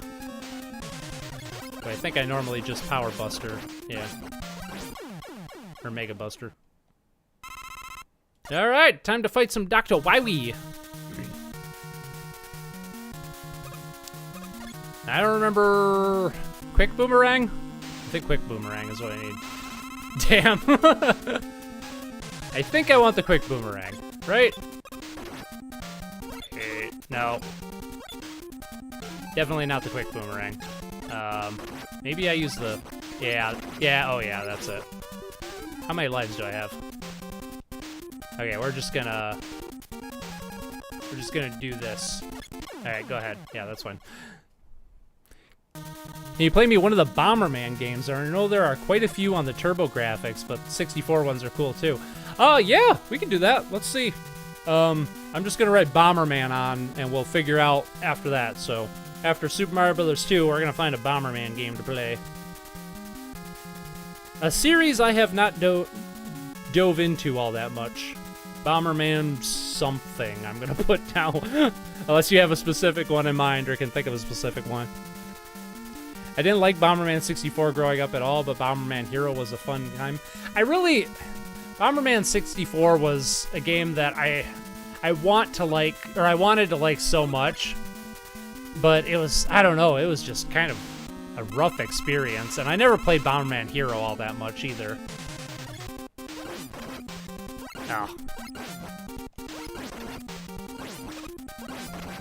Damn, I am getting my ass kicked here. Oh, shit. I gotta do the whole freaking level over again. Damn it. I'll try it one more time. If I just derp out like that again, then we'll bounce. Because I think you've all seen the ending of this game anyway, but I will try it one more time. Kinda wish Splatoon 3 included a new control scheme called Flick Stick. It's pretty interesting once you get used to it. Look it up. Jib Smart. Look it up, Jib Smart, if you're curious. Huh. I'll look that up. I know the like the gyro aiming is like the way you want to go in like Splatoon, but I always did like traditional stick aiming when I was into Splatoon 1. I don't know. Gyro aiming it's definitely more precise, but I like to like relax when I game, and you know, stuff like gyro aiming and like motion controls like just involve. Oh, I messed that up. Jeez, we're probably gonna bounce. We're gonna bounce.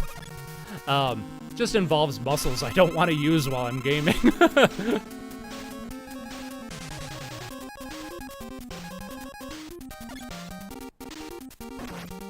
Shit. Nah. All right. If I get another game over, we're gonna bounce, just so you guys aren't watching me die a million times. I don't have Saturn emulation, unfortunately, and yes, Saturn Bomberman is freaking wicked. The Saturn is notoriously hard to emulate, and this little RetroPie thing that I have is apparently not capable of running it, unfortunately. Somebody suggested Nights into Dreams last week, too, and it would have been such a great game to play on stream, but just, nope, no Saturn emulation, unfortunately. But yeah, Saturn Bomberman is really awesome, and you know, to this day, I think Bomberman fans consider it like the best, or at least one of the best in the series. Correction, Bomberman 64 has great multiplayer. I had fun with my siblings there, but single-player campaign sucks. Great music, though. I don't know, my partner really likes... he grew up with Bomberman 64. He really likes the campaign, but I think it's one of those games that you really need to get used to. Takes a lot to get used to it. Bomberman Hero is definitely the more accessible of the two. But I kind of like what Bomberman 64 is going for, but it's just such a weird like concept for a game, and like moving in that game is really stiff and kind of tedious. And oh, why am I doing this? I want the metal blade, you know, metal blade. Metal blade all the things. That's what we do.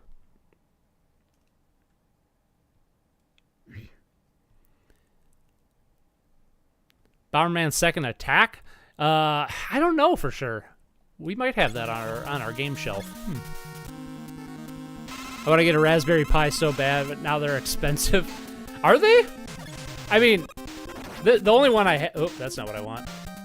The only one I have is this RetroPie here, which was expensive, but it did come with a shit ton of already configured emulate. Get oh fuck away from. Oh right, yeah, Quick Man, right, Flash. There we go. But it did come with a lot of emulators and a lot of ROMs built in, so it was worth the money. Ah shit, is that a game over again? No, I got one more life. Shit. I guess I kind of like lost my Mega Man mojo here. I guess I'm ready to bounce the Star Fox anyway. Although, yeah. I'll try it. We're on our last life here. I used up all my flash. This will be fun.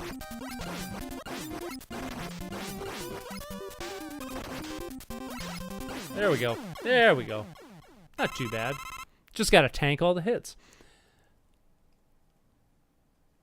Oh, I have a male partner? Yeah, we're a non-romantic couple, so to speak. We've been together for like 8 years now, something like that. We're not really gay, but we're also not, yeah. We don't date. We're not really interested in that whole scene. We're just like each other, and we don't like dating or anything. So yeah, we're Bert and Ernie, literally. And that's how we plan on staying the rest of our lives, is Bert and Ernie style.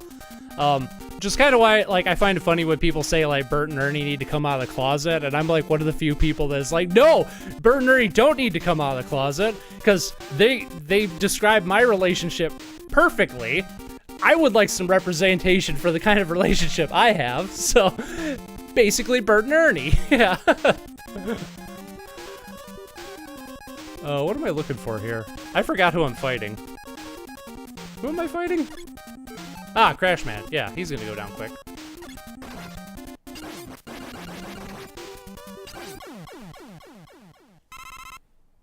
My partner's name is Ryan, by the way. I don't know if I ever mentioned that. I probably have. We own a house together and have for 6 years now, which is why I disappeared for a year, because I was working on our house. Yeah. Oh, yeah, we've been besties for, like, 20 years. Like, we've known each other since, like, I was 9 and he was 10 or something like that. And, yeah, we've always been close.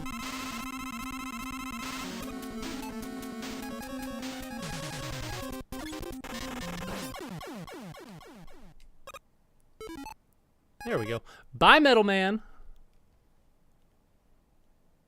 And you guys just live together? That sounds pretty rad. It is pretty rad. Yeah, we've been living together 8 years now, I think.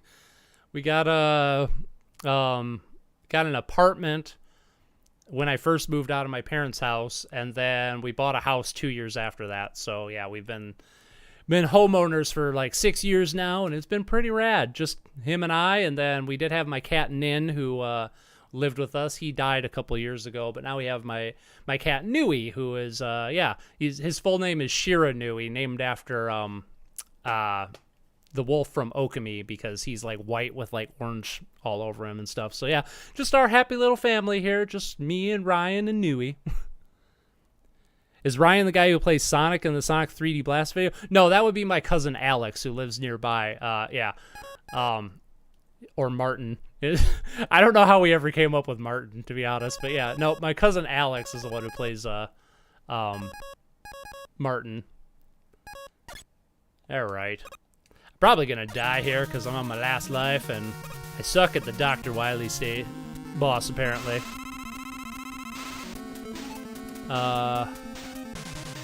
Brain fart here. Oh, yeah, just power. No, Ryan doesn't like camera stuff. He'll never be on camera. I've had him film me a couple times. Just there's every once in a while there'll be like a thing that's like really, really hard to film myself, and I'll shove a camera in his hands, and he definitely doesn't like it, but he puts up with it. So, but yeah, you'll never see him on camera. Not his thing, which is fine. That's actually kind of, respectable in this day and age, like not wanting to be on camera. And you know what? We're done with Mega Man 2. Let's bounce to Star Fox here. The wolf is... So, yeah, the wolf has two names. Amaterasu is the current iteration of the wolf from Okami, but then the story talks about, like, Amaterasu's previous form. Amaterasu is the god that inhabits the body of that wolf, basically, but Shiranui is what the villagers in Okami call the white wolf. So yeah, two different names for the same character, basically. Yeah, Ryan deserves his privacy. Everybody deserves their privacy. It freaks me out that we're like, entering a privacy-free age right now. N64, we want some Star Fox 64 action. Hopefully it'll run well. N64 games are a bit hit or miss in terms of how well they run. And we'll see how far I get, because, yeah, haven't played this game a lot.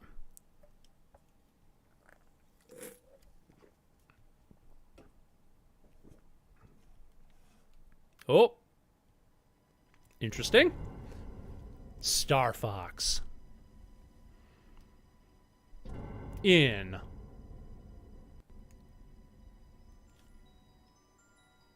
Oh my god, they're really... Wow. Star Fox in N64. Message from General Oh, that's cool lore. Oh yeah, for Okami, yeah. We need your help, Star Fox. We need your help. Has declared war. Hey, it seems to be running pretty well for an N64 game, I gotta say. Trying to take over Corneria. Our army Except the audio just kind of glitched out a bit, it's fine.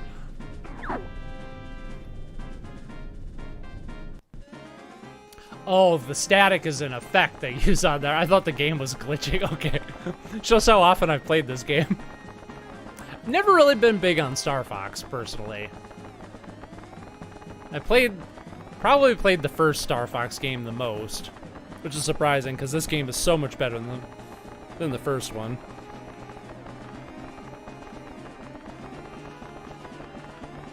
Just another series that Nintendo doesn't like to give any love to. Like, you know, F-Zero and the Mother series. And, you know, a whole bunch of others. This looks a lot like Lilat Wars. What is Lilat Wars? Is that like a fan game? I've heard that before. Is that like a ROM hack or something? Or is that an actual, like, game? I really don't know what Lilat Wars is. I've definitely heard of it before.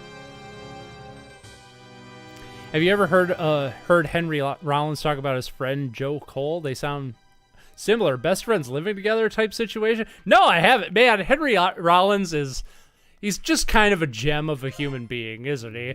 Like, you know, my favorite band, I don't know if you guys ever heard of them, but my favorite band is Ween. And back in the 80s, they used to open for Black Flag. And that was Henry Rollins' band, right? Black Flag, I think it was. Not my kind of music. But they used to open for Black Flag, and like they used to get booed off stage because their music is so weird and wacky. But Henry Rollins like came out on stage and like just chewed the freaking crowd out and said, "You guys are full of shit. Ween is the best band that has ever existed. There's like one ray of light in the musical industry, and it's fucking Ween." And it's just rad, and it warms my heart. Yeah, Henry Rollins is a gem. Really don't care for his music, but he's a really nice guy and a interesting guy too. Star Wing equals Star Fox and SNES. Oh, really? Oh, Lilat Wars is the PAL region. Oh, gotcha. Understand now. Right. Corneria. Fourth planet of the Lilat system. The evil Andros turned this once Well, the audio's kind of into a little iffy, wasteland but hey, near the game's extinction. playing. Can I skip this? Sweet. Go. Ooh. I don't know if we're gonna be able to play this, guys. It's getting rough. It's about time you showed up, Fox. You're the only hope for our world. Seems to have fixed I'll do itself. my best. Andros won't have his way with me. A moment of all time. Good luck. Good luck. I'll need it, because I haven't played this game for a long time. Just let me play, please. Open the wing. Open the wings. Though, funnily enough, the 3DS remake is called Star Fox 64 3D, so... Oh my god. Check your defuser system. Super Mario 64 DS, or whatever the hell it's called. Fine.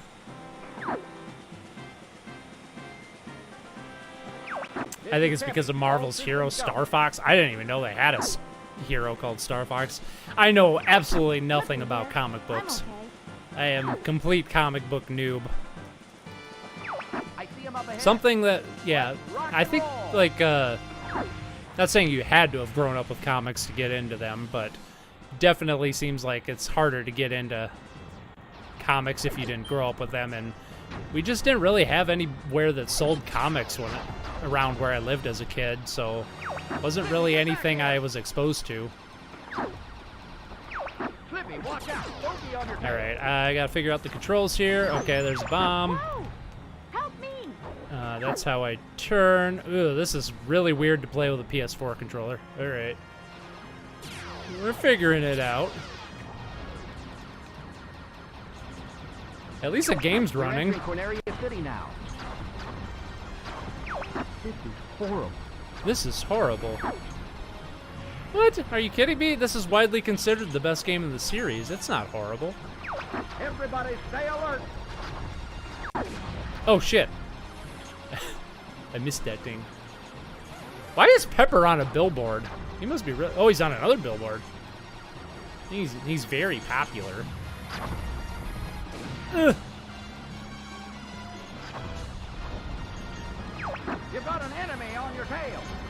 Use the brakes.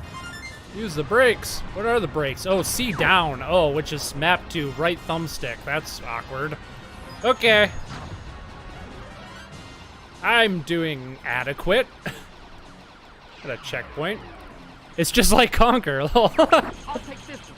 Get the one behind me. Where are you at? Oh, there we go. Something's wrong with the G diffuser. Use the booster case. See right. There we go. Oh boy. I could use some help here, Fox. Well, I'm trying. Man, I'm gonna have to back off. This is a bad combination when I'm already not very good at this game, and the controller is very awkward to use. Oh boy. I'm kind of surviving. I want more Star Fox love, but after Star Fox Zero, we need to wait until Miyamoto passes so he'll stop ruining great games with his misplaced sense of innovation as the end-all be-all. Yeah, that's kind of been... I know. I love Miyamoto, but he's... probably should just retire at this point. Which kind of sucks when, you know, like... you know, like, icons of something like that. Like... I don't know, I get why they do that, because he's been making games for so long, and, you know, he probably is bored, and, you know, he's at a position and high enough rank in, you know, the Japanese business world, I guess, that he can pretty much get away with whatever he wants. There probably aren't a lot of people that are willing to tell him no, and I don't think that's good for anybody.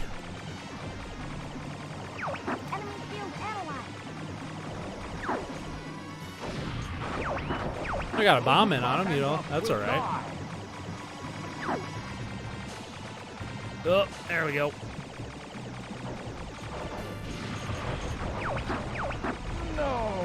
No! Aim for his back. Apparently I did. I will not be. Oh shit. Did I just crash? No. Oh shit. Bye, Felicia. What's up, Jimmel Dragon? The last time there was a rumor of Miyamoto retiring, the Nintendo action plummet. So since then, so they protect him like he was king. He might never retire. Yeah, that could be. I don't really know why. Diehard Nintendo fans are weird like that because they attribute like, I don't know. I guess that's true at a lot of like game development studios. Is like people want to point to a single person or a handful of individuals as, you know, the true drivers of the, I guess, the artistic integrity behind a company, if you will. But games especially are such a massive collaborative effort that even when you have like somebody like, you know, like Hidetaka Miyazaki at the helm of like From Software, like he can't make the game himself. Like, you know, From Software's games are amazing, not because of him, but because of his leadership leading the entire team. And I think that's far more important. I think that's one reason, like, Kojima's games are so hit or miss and have been for such a long time, is because, you know, he's got, like, the same... Alright, I gotta actually, like, choose a... How do I move? What the fuck? Proceed to next course? Yeah, that's what I want to do.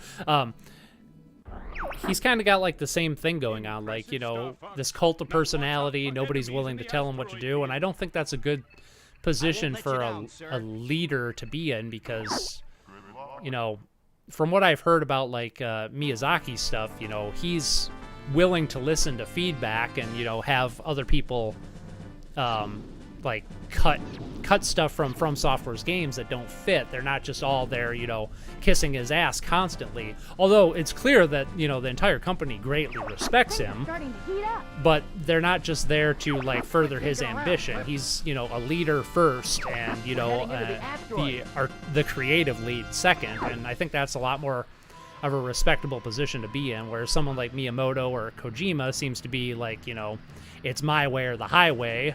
And I just don't think that's a good fit at the end of the day.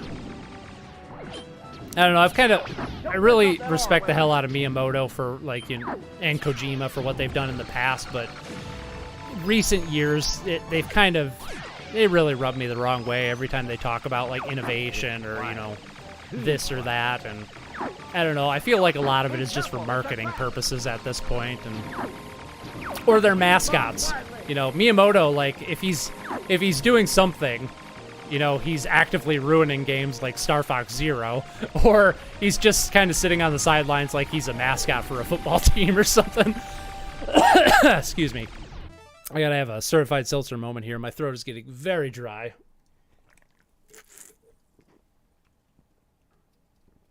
One suggestion I have is Jackie Chan for NES. It's surprisingly good. Let's put it on the list. We'll probably only play another level or two of Star Fox because the list is now 3 games long. I lost my pen. Shit. There we go. Agreed. Kojima is a good example. Creativity should be scrutinized and compromised. Yeah. Unchecked full creative reign leads to things like the Star Wars prequels. Exactly. Yeah. That's kind of how, like, you know, it's one of the reasons, I mean, there's many reasons I don't work with other people, like, you know, on my videos and stuff anymore. I tried, like, you know, doing some, what the hell do they call them? When YouTubers get together, a collaboration. I've tried a couple of those in the past, and it always just seemed to, you know, be a pain in the ass for both people. Maybe that's just, you know, the experience I've had. They never seem to work out. I don't think either of the 2 collabs that I was trying to do ever even got published. What was I going to put on the list? I forgot. Jackie Chan on the NES. Yeah. There we go. But, I don't know. That's kind of... The way I check my own creativity is through lack of time, because I am a one-man army on this YouTube thing. I do everything myself.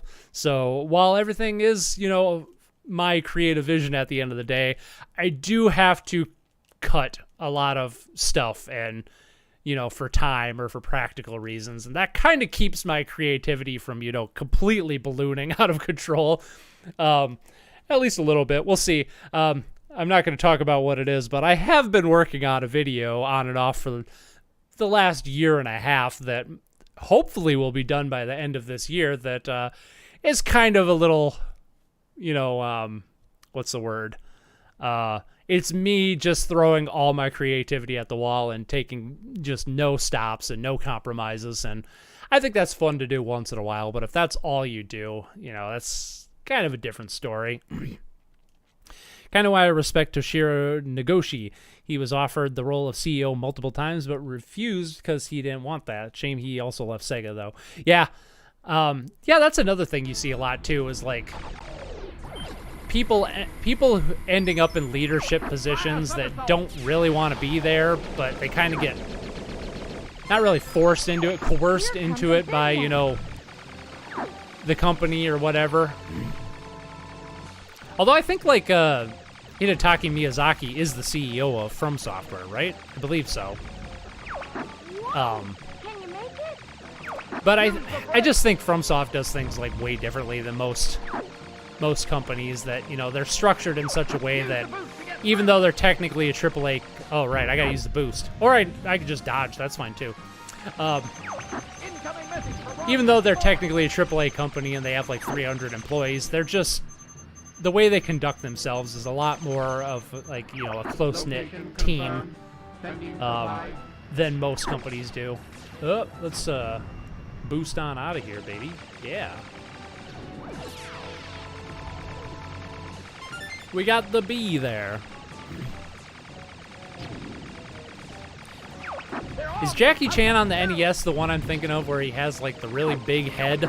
Or is that a different Jackie Chan game that's also supposed to be really good?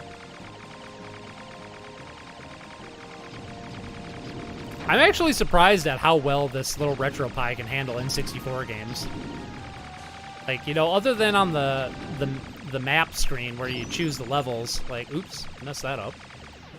Other than on the map screen where you choose the levels, which kind of chugs, like, this is running pretty smoothly. Oh, shit.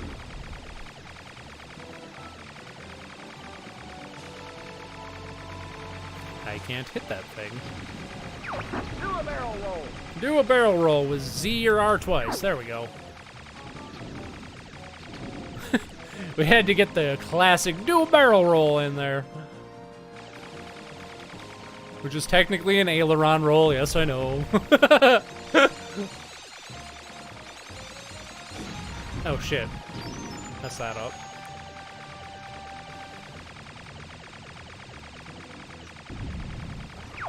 You want a piece of me? No, Slippy. Nobody wants a piece of you. Take that. Get this guy off me, Fox. Whew. Oh, hey, there's a thing. Hold A to charge your laser. Ah. You can also lock onto enemies this way.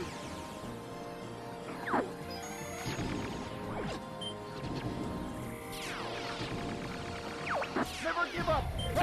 I always liked it when you play a character in a game that's supposed to be like the leader of a team, but then like the lower members, the lower ranking members of the team are telling you what to do.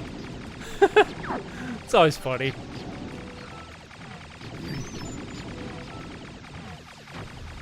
It's like, we know you know what you're doing, but we're gonna tell you what to do anyway, because this is a video game and a tutorial is necessary in all cases. I cannot allow you to Oh go any shit!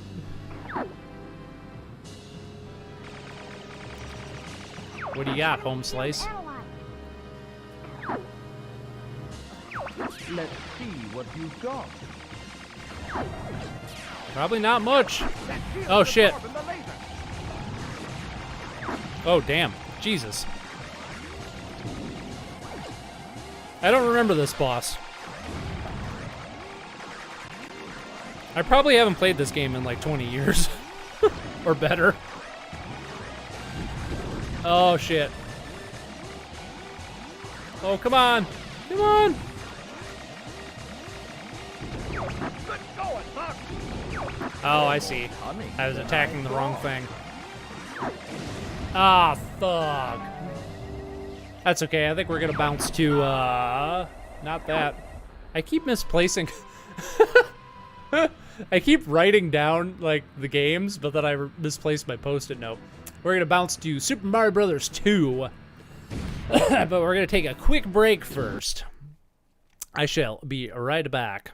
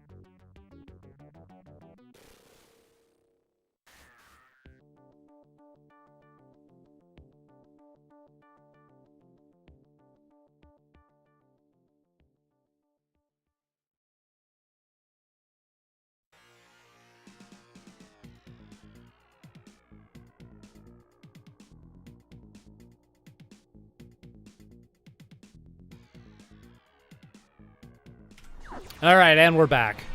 Certified bathroom break moment. I mean, yes, but the real reason I took a break was my throat was like really scratchy and I needed to rest it for just like a minute. But, you know, I did have to take a leak, too, so I thought I'd take care of that. Yeah, Fox is supposed to be the leader, but Peppy and Slippy will treat him like James McCloud's kid. There's a charm to this, though. That's a good point. I hadn't considered that. I always forget the Star Fox lore, so that makes a lot of sense. All right, what were we jumping to? Super Mario Brothers 2 on the old NES. Oop, wrong button. Jump to ZS's. Twas a certified piss moment, is what it was. We want the super Spelunker. Oh yeah, that game. Forgot about that game. Super C, Super Mario Bros. 2? Wait, am I blind? I'm not seeing it here. What the fuck? Oh, there it is. Oh, they got labeled as Super Mario USA in this. Gotcha. All right, that's fair. That's fair.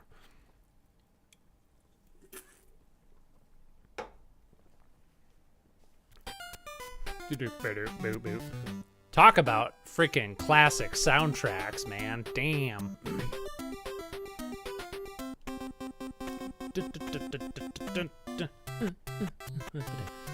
I grew up with Mario All-Stars. I didn't like 2 or Lost Levels and rarely played them. Everyone else in the fam loved 2. I think this is one of those games you either love it or you hate it. There's like very little in between. I was definitely in camp I hate this game for a very long time, but it's definitely grown on me over the years. I do like I think I like this more than Lost Levels, or Super Mario Bros. 2 Japan, but you know, yeah, definitely not as much as 1 or 3. I can definitely appreciate it nowadays, but oh shit! Wow, I'm kind of getting some controller lag. Interesting. Huh? That's new.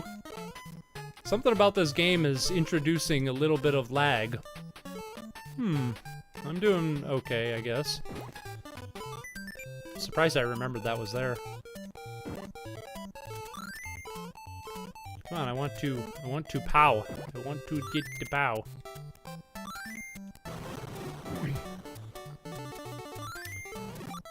I don't remember where the potions are. I gotta get some lives built up.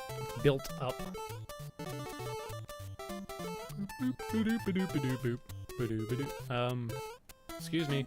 Pardon me. Thank you.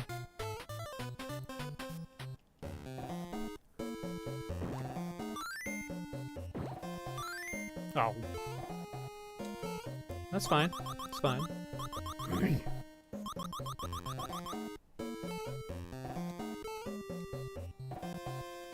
Yeah, well, all you Nintendo guys had Super Mario All-Stars, which is a great collection. I had Genesis 6-pack, which is not a great collection. Oh, let's get some coinage here. Oh, I should probably grab that mushroom, too. Ah, thought I could get it. Damn. And you play as Peach just like my family did. That hover she does is the most useful move any characters could do the whole game. Absolutely, yeah. Peach is definitely overpowered in this game. I do think this game has really good balancing for its characters, though. I don't know if I mentioned that in my video I did on this years ago, but I think that, you know, Mario is very well-rounded, and, you know, Luigi is kind of like the, I guess, glass cannon, because, you know, his jumpy ability and his weird stuff. Blah, blah, blah, I forgot about that. I don't know, this game is, like, really well designed around its characters. So, like, the routes you take through levels, you know, and how you go about stuff changes quite a bit depending on whom you play as. Ugh. I don't know what this lag I'm getting is. Ugh, there we go. The first time I ever... Did you guys ever have Tips and Tricks magazine? It was like a cheat code magazine back in the day. They always had, Oh, I'd like to... Oh. Shit. They always had, like, little puzzles in the back of the book where, like, you know, it was like one of those grid things, like if you filled out the grids just right. There is a rhythm to this. I forget what it is, though. I know there's a rhythm where you can, like, get stuff. But Tips and Tricks magazine had, like a puzzle in the back of each issue that would always, like, reveal a character or whatever. And the first one I ever got, I solved the puzzle, and it was Birdo. And I didn't know who the heck Birdo was at the time, so it's like, oh, it's Birdo from Super Mario Brothers 2. And I'm like, what the fuck is that game? I didn't even know there was, like, a sequel to, like, the original Super Mario Brothers. In my mind, it went Super Mario Brothers, Super Mario World, and then 64. So I didn't even know, and I had no clue who Birdo was. So yeah, that was, like, my first introduction. So, like, every time I see Birdo, the first thing that pops into my head is, like, this really janky, pixelated version of Birdo from the back of a Tips and Tricks magazine. Yeah, that'll come in handy.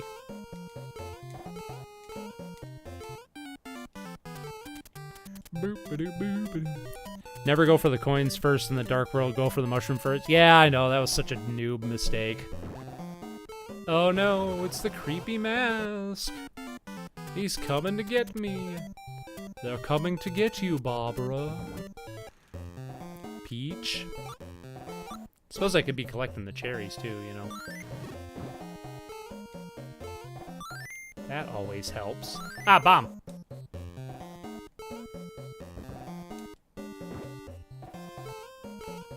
Shit.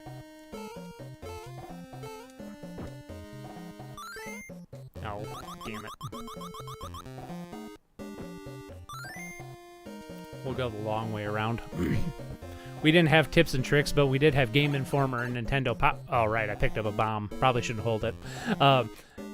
Game Informer and Nintendo Power. I did have a Game Genie and a Game Shark and an Action Replay. Nice. Yeah, you don't really need Tips and Tricks magazine if you got those things. Did I save any? Yeah, let's do this. Let's do this and get some kerns.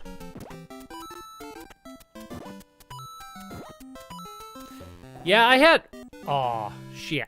I did have I think like a lot of people back around the GameCube times was when I had a subscription to Nintendo Power, because if you got a subscription at the time, you got the Legend of Zelda Collector's Edition, or the Collector's Collection, Legend of Zelda Collection. Yeah, was that like what a great way to get people to subscribe to your frickin' magazine, is to offer them a collection that has Zelda 1, 2, Ocarina of Time, and Majora's Mask on it.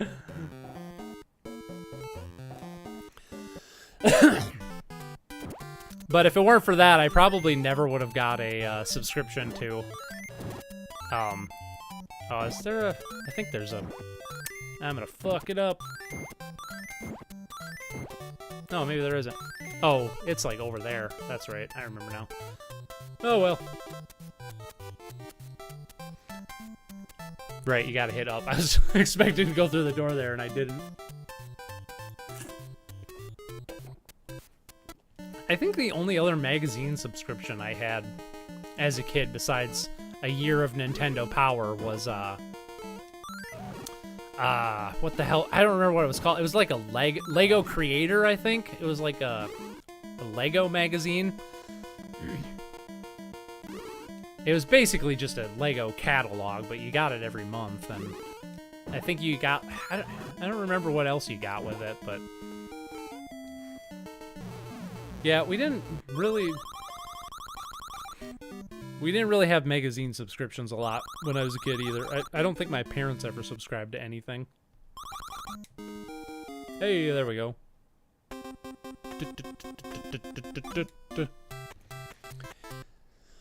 Yeah, I never had a Game Genie either, but I did have a Game Shark for my Game Boy and later for a Game Boy Advance. And I remember like soft locking like one of my Pokemon playthroughs, and I didn't realize like what a Game Shark actually was. I think I was like 9 years old or something. And I was playing Pokemon, and you know that was like the whole reason I wanted the Game Shark was so that I could hack into Pokemon or whatever. But I thought the Game Shark was actually made by Nintendo at the time, so I like messed up my game. I don't even remember exactly what it was, but oh shit. But I remember like messing up my game and calling Nintendo and being like, what do I do? And they're like, don't use a Game Shark. It's like, we don't sanction that. And it's like, you know, yada yada, you shouldn't be using this thing. What's wrong with you? And like, I'm like, oh, well, I thought you guys made it. Oh, yeah. I called Nintendo of America's hotline like several times when I was a kid for various things. Like legitimate stuff after that. Like, we had a lightning storm, or well, we had a thunderstorm once, and lightning struck our house, and it destroyed the power supply on my GameCube once. So I like called Nintendo, and I said, so hey, what do I do with this? And they were like, oh, you need to like, you know, send the whole console and everything to us, and we'll look at it, and we're gonna, you know, it's gonna cost like $50 for us to even look at it and stuff like that. And I just didn't have the money to do that because, you know, I was a kid at the time, and then it turns out it was just the power supply anyway, so like I didn't even need to send the whole system in. But I remember the people running their support were assholes. They just like had no time. It was, to be fair, I mean, I was like, you know, a little kid calling Nintendo's hotline for stuff, which they probably had to deal with on a regular basis, so probably got old after a while.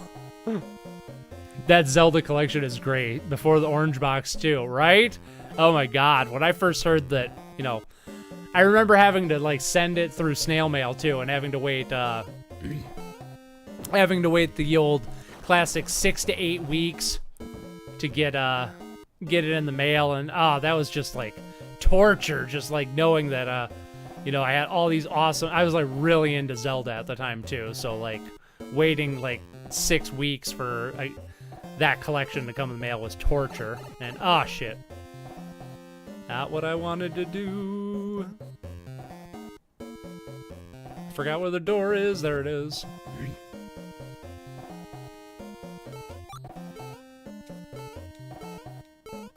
Boo, boo, boo, boo, boo.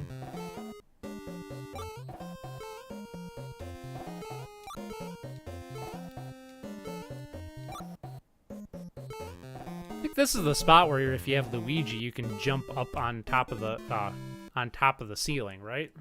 There's a spot like that in this game that I think you can only access with Luigi. And I think it's right here. I don't remember if it goes anywhere. Boo.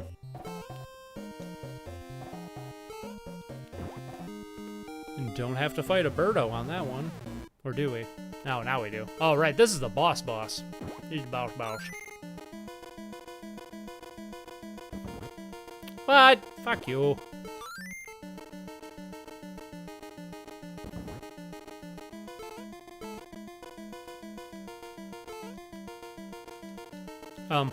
Oh, right, I gotta actually, shit.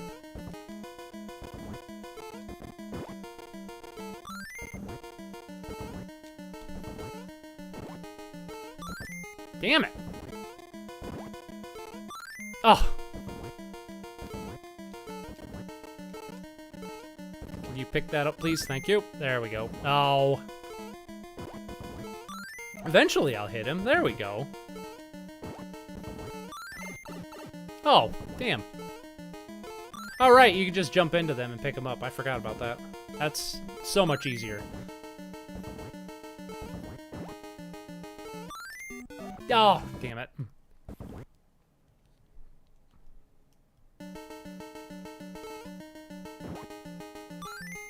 I'm still not great at this game. I think I just get too impatient sometimes. This is just one of those games you gotta, like, you gotta chill out and just, you know, go with the flow on. You can't rush it. Unless you're a speedrunner, then you can rush everything. Hey, what's up, Mark Delson? How you doing? Just gotta say I enjoyed the ActRaiser episode. That was a nice pink sweater and cat ears. Thank you, my friend. I'm glad you enjoyed. Yeah, I'm glad we ended up playing ActRaiser last week and reminded me about that video getting screwed up. It was nice to rewatch it and get it back out there. Hey! I am now out of certified seltzer.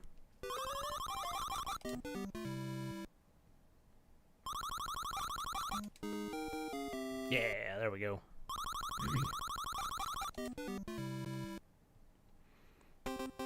Yeah, and speaking of the orange box, I just remember, like, when that came out, like, just completely not understanding what the hell it was, because I hadn't heard of Half-Life at the time, and I didn't know what Team Fortress was or Portal, and I just remember, like, that was when I was in high school, and I had a PS3, and everybody else in my school had an Xbox 360, which was probably the better choice of that generation, if we're being honest.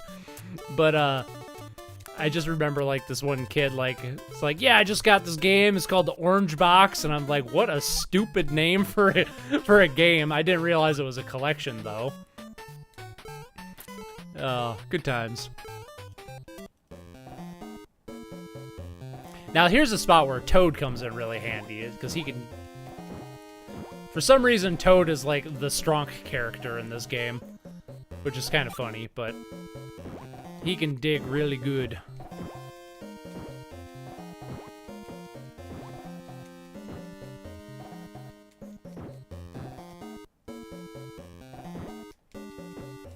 And while this game has definitely grown on me, I definitely see why it's a hit or miss game for a lot of people, because this kind of thing can be tedious to the wrong kind of person in the wrong frame of mind. Oh, we got another bird owl.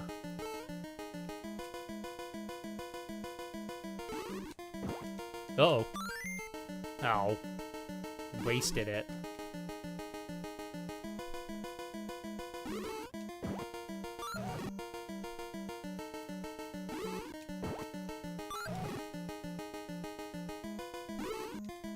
Shit.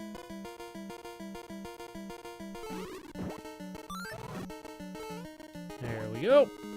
Ta-da!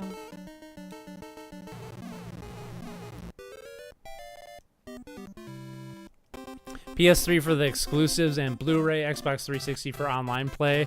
I missed out on the Xbox Live era, which I still regret. Yeah, I can kind of see that. I don't know. To be honest, like, with the exception of a handful of games, like, I really didn't care for most of the PS3 exclusives, like, around that time. Most of them were, like, you know, God of War ripoffs, and there really just weren't that many. Like, I definitely wasn't into Demon Souls when it first came out, but, you know, Demon Souls is, like, one of the exceptions to that. I don't know, just the PS3 was just so, because of its core architecture thing, it was so difficult to program for that it didn't have a lot of third-party support. And the Xbox 360 just had such a massive amount of third-party support that I just remember, like, you know, there's so many games, like, I wanted to play that, you know, were not really exclusive to the 360, but, like, they came to the 360, like, a year or two before they came to the PS3, and usually the 360 version was better. Like, Bayonetta, like, the PS3 version of Bayonetta is really rough. Like, it runs like absolute trash. But the Xbox 360 version is pretty awesome and runs really well. And it's clear that, you know, they developed the game for... Wow, I just screwed that up, didn't I? It's clear that they developed the game for the Xbox 360 first. Oh, shit. I can't... I'm gonna have to do this and then this. It's really clear that they developed a lot of games for the N64, Xbox 360 first, and then tried to port them to the PS3, and then a lot of times it just didn't work out that well, so... I don't know, definitely had its moments. Or, the PS3 had some third-party support later on, or much stronger third-party support later on, but it was rough. I remember that first, like, year of being a PS3 owner, like, I so regretted, like, not getting an Xbox 360, because there was just, like, nothing worth playing on the PS3 for quite some time. And that's kind of how it was on the PS4 as well, too, like, and the Xbox One when that came out, because, like, I don't know what it was about that generation, but, like, there just was not a lot to play around that time. I mean, I guess you had Knack on the PS4. Good old Knack. And then PT came out, but it wasn't really until Bloodborne came out that the PS4 really started rolling, I don't think.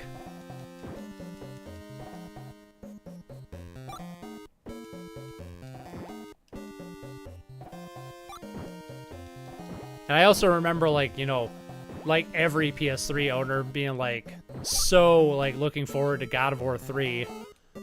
And then it just took forever to come out. And then, forget who it was. I was talking with somebody last night through the comments. I think it was Daniel.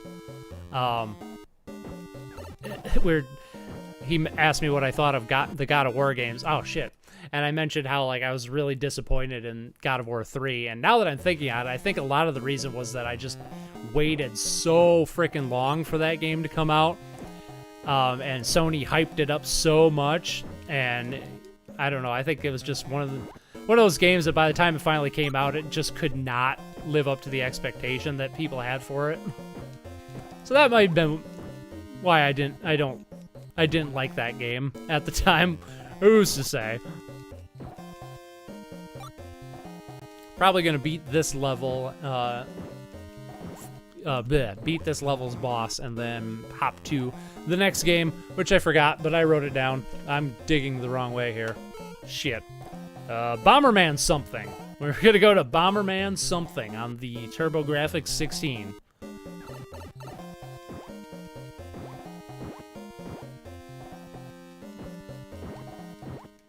What are some exclusives on the PS3 there, Live Coil, that you recommend? Because I'm really struggling to even, like, think of, like, a lot of exclusives on the PS3. You got Metal Gear Solid 4, obviously, which I'm not a fan of, because I don't really like the Metal Gear games. You had Heavenly Sword, which was a straight-up God of War ripoff, which I remember liking back in the day, but, you know, not something I'd want to play now. Oh, you also had The Last of Us. I always forget that was a PS3 game originally, which not a fan of. The Uncharted games, also not a fan of. Maybe it's just me. Maybe it's just like the games from that era I just don't like. Ah, damn it. Starhawk? Is that a PS3 game? I don't know what that is. PlayStation. Okay, PlayStation All-Stars. Yeah. Okay. PlayStation All-Stars is fun as hell. That's definitely an underrated game in my opinion. Oh yeah, and the Ratchet & Clank Future games. Yeah, I'm not as big on them as the original trilogy. I'm getting my ass kicked here. I guess Future Tools of Destruction was pretty good, and A Crack in Time was really good, come to think of it. So, yeah, you know, now that I'm thinking on it, yeah. The Ratchet & Clank Future games, definitely solid. Yep, absolutely. Resistance sucked, though. I don't care what anybody says. Resistance, Fall Man, that... Although I haven't played it, but I've heard the third game is pretty good. But I haven't played it. I've only played the first two. What a disappointing series that was. Halo, it was not.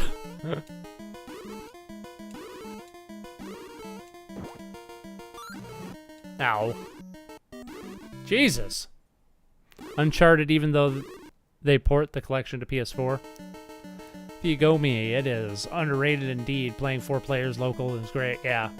Mario 2 is mesmerizing. Yeah, I'm kind of playing on autopilot here, which is probably why I'm getting my ass kicked, but you know. Metal Gear Solid 4, yeah, the HD remasters of Eco and Shadow of the Colossus. That's fair. A lot of the HD remasters of PS2 games were great. I did have the, I still have it, but my PS3 is the original 60 gigabyte one that plays PS2 and PS3 and PS1 games. That's nice to have. It's really makes PS2 games look good. Most of them look pretty good when you upscale them with the PS3. Unfortunately, not all PS3 models do that, but you know. That's actually, you know, I probably played way more PS2 games on my PS3 than I ever did PS3 games.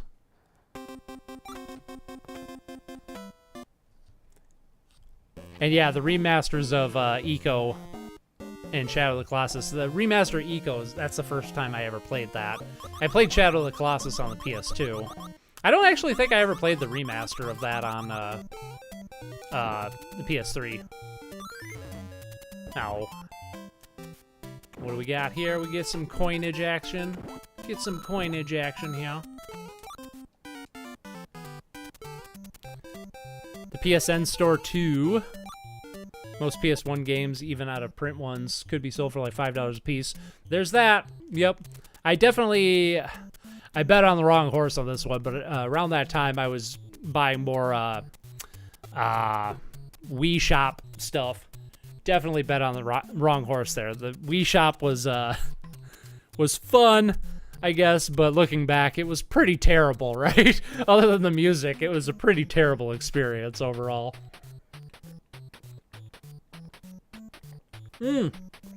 Tokyo Jungle. Wow, I've totally forgot about that game. I've never played it, but I know exactly what you're talking about.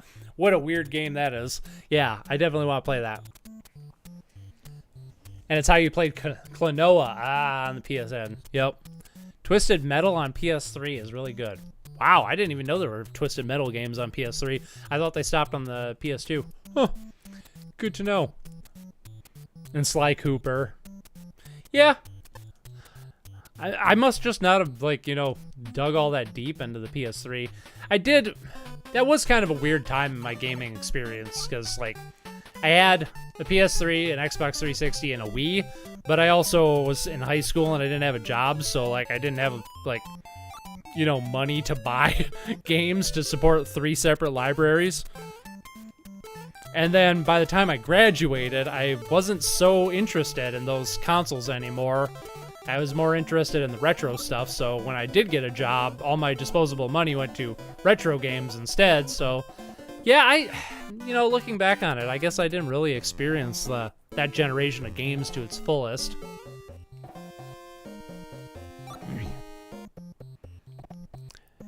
Funnily enough, the Wii Shop was Nintendo's best digital game service. Yeah, isn't that sad?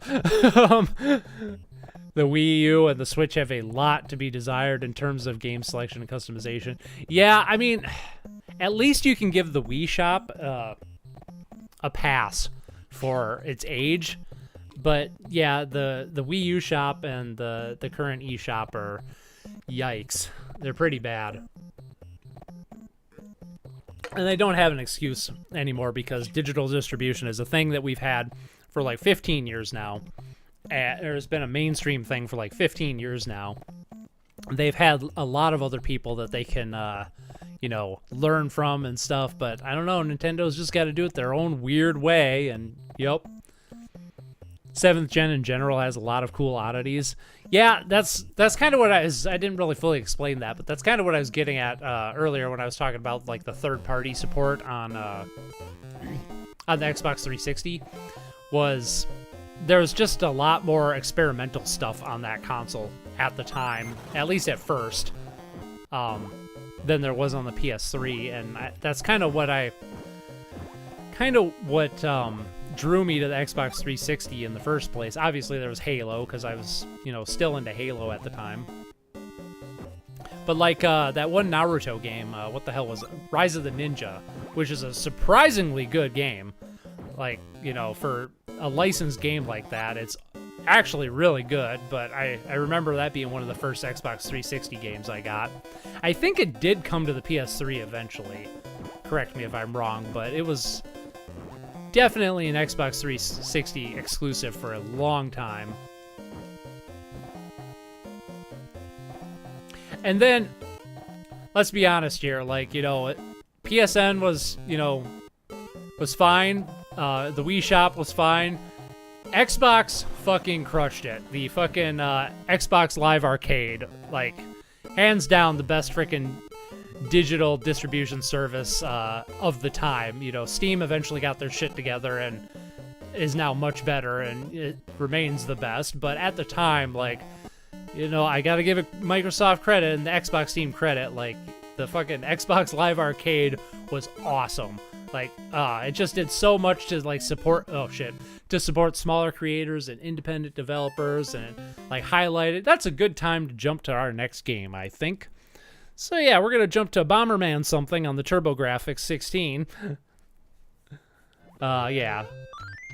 Oh, Naruto. Did you ever watch the anime? I did. I really liked the original Naruto, but then Shippuden came out, and I just hated it. It was so slow-paced, and I really liked Naruto, except the filler episodes. Like, the filler episodes were horrible, but the main show was so good.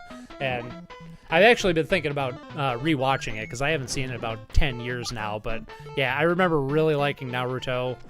And then I was super excited for Shippuden, and then I was so disappointed when it came out, because it just was not nearly as good as the original show. It introduced me to Salmon Max, Rocket Knight, Monkey Island, Castle Crashers, Pixel Junk, and Fat Princess. Nice. Hell yeah. The fact that you can still access most XBLA games to date is great. Yeah, I mean, that's another thing. I hate Microsoft overall, but in terms of, like, keeping, like, you know, in terms of, like, game preservation and providing, like, a good experience for playing classic games on modern hardware, they're kind of doing the best job, you know? That's sad to say that, you know, such a disgusting company is doing such a great job in terms of, like, you know, preserving old games. And I respect the hell out of them for, like, you know, making sure that, like, the vast majority of Xbox games are backwards compatible with new hardware, and at least in some form or another. What are we jumping to here? TurboGrafx. Bomberman something. There's a Bomberman and Bomberman 93. Alright, which one looks better? Oh, Bomberman 93 definitely looks better. That's what we're going to play. Alright. Another game I suck at. I've always sucked at Bomberman, but we'll play it for a bit. Did you ever watch Bleach, Live Coil? I remember liking Bleach for the first, like, couple seasons, and then it also got, like, really bland and boring. And then I watched Gurren Lagann, and then every anime was bland and boring in comparison.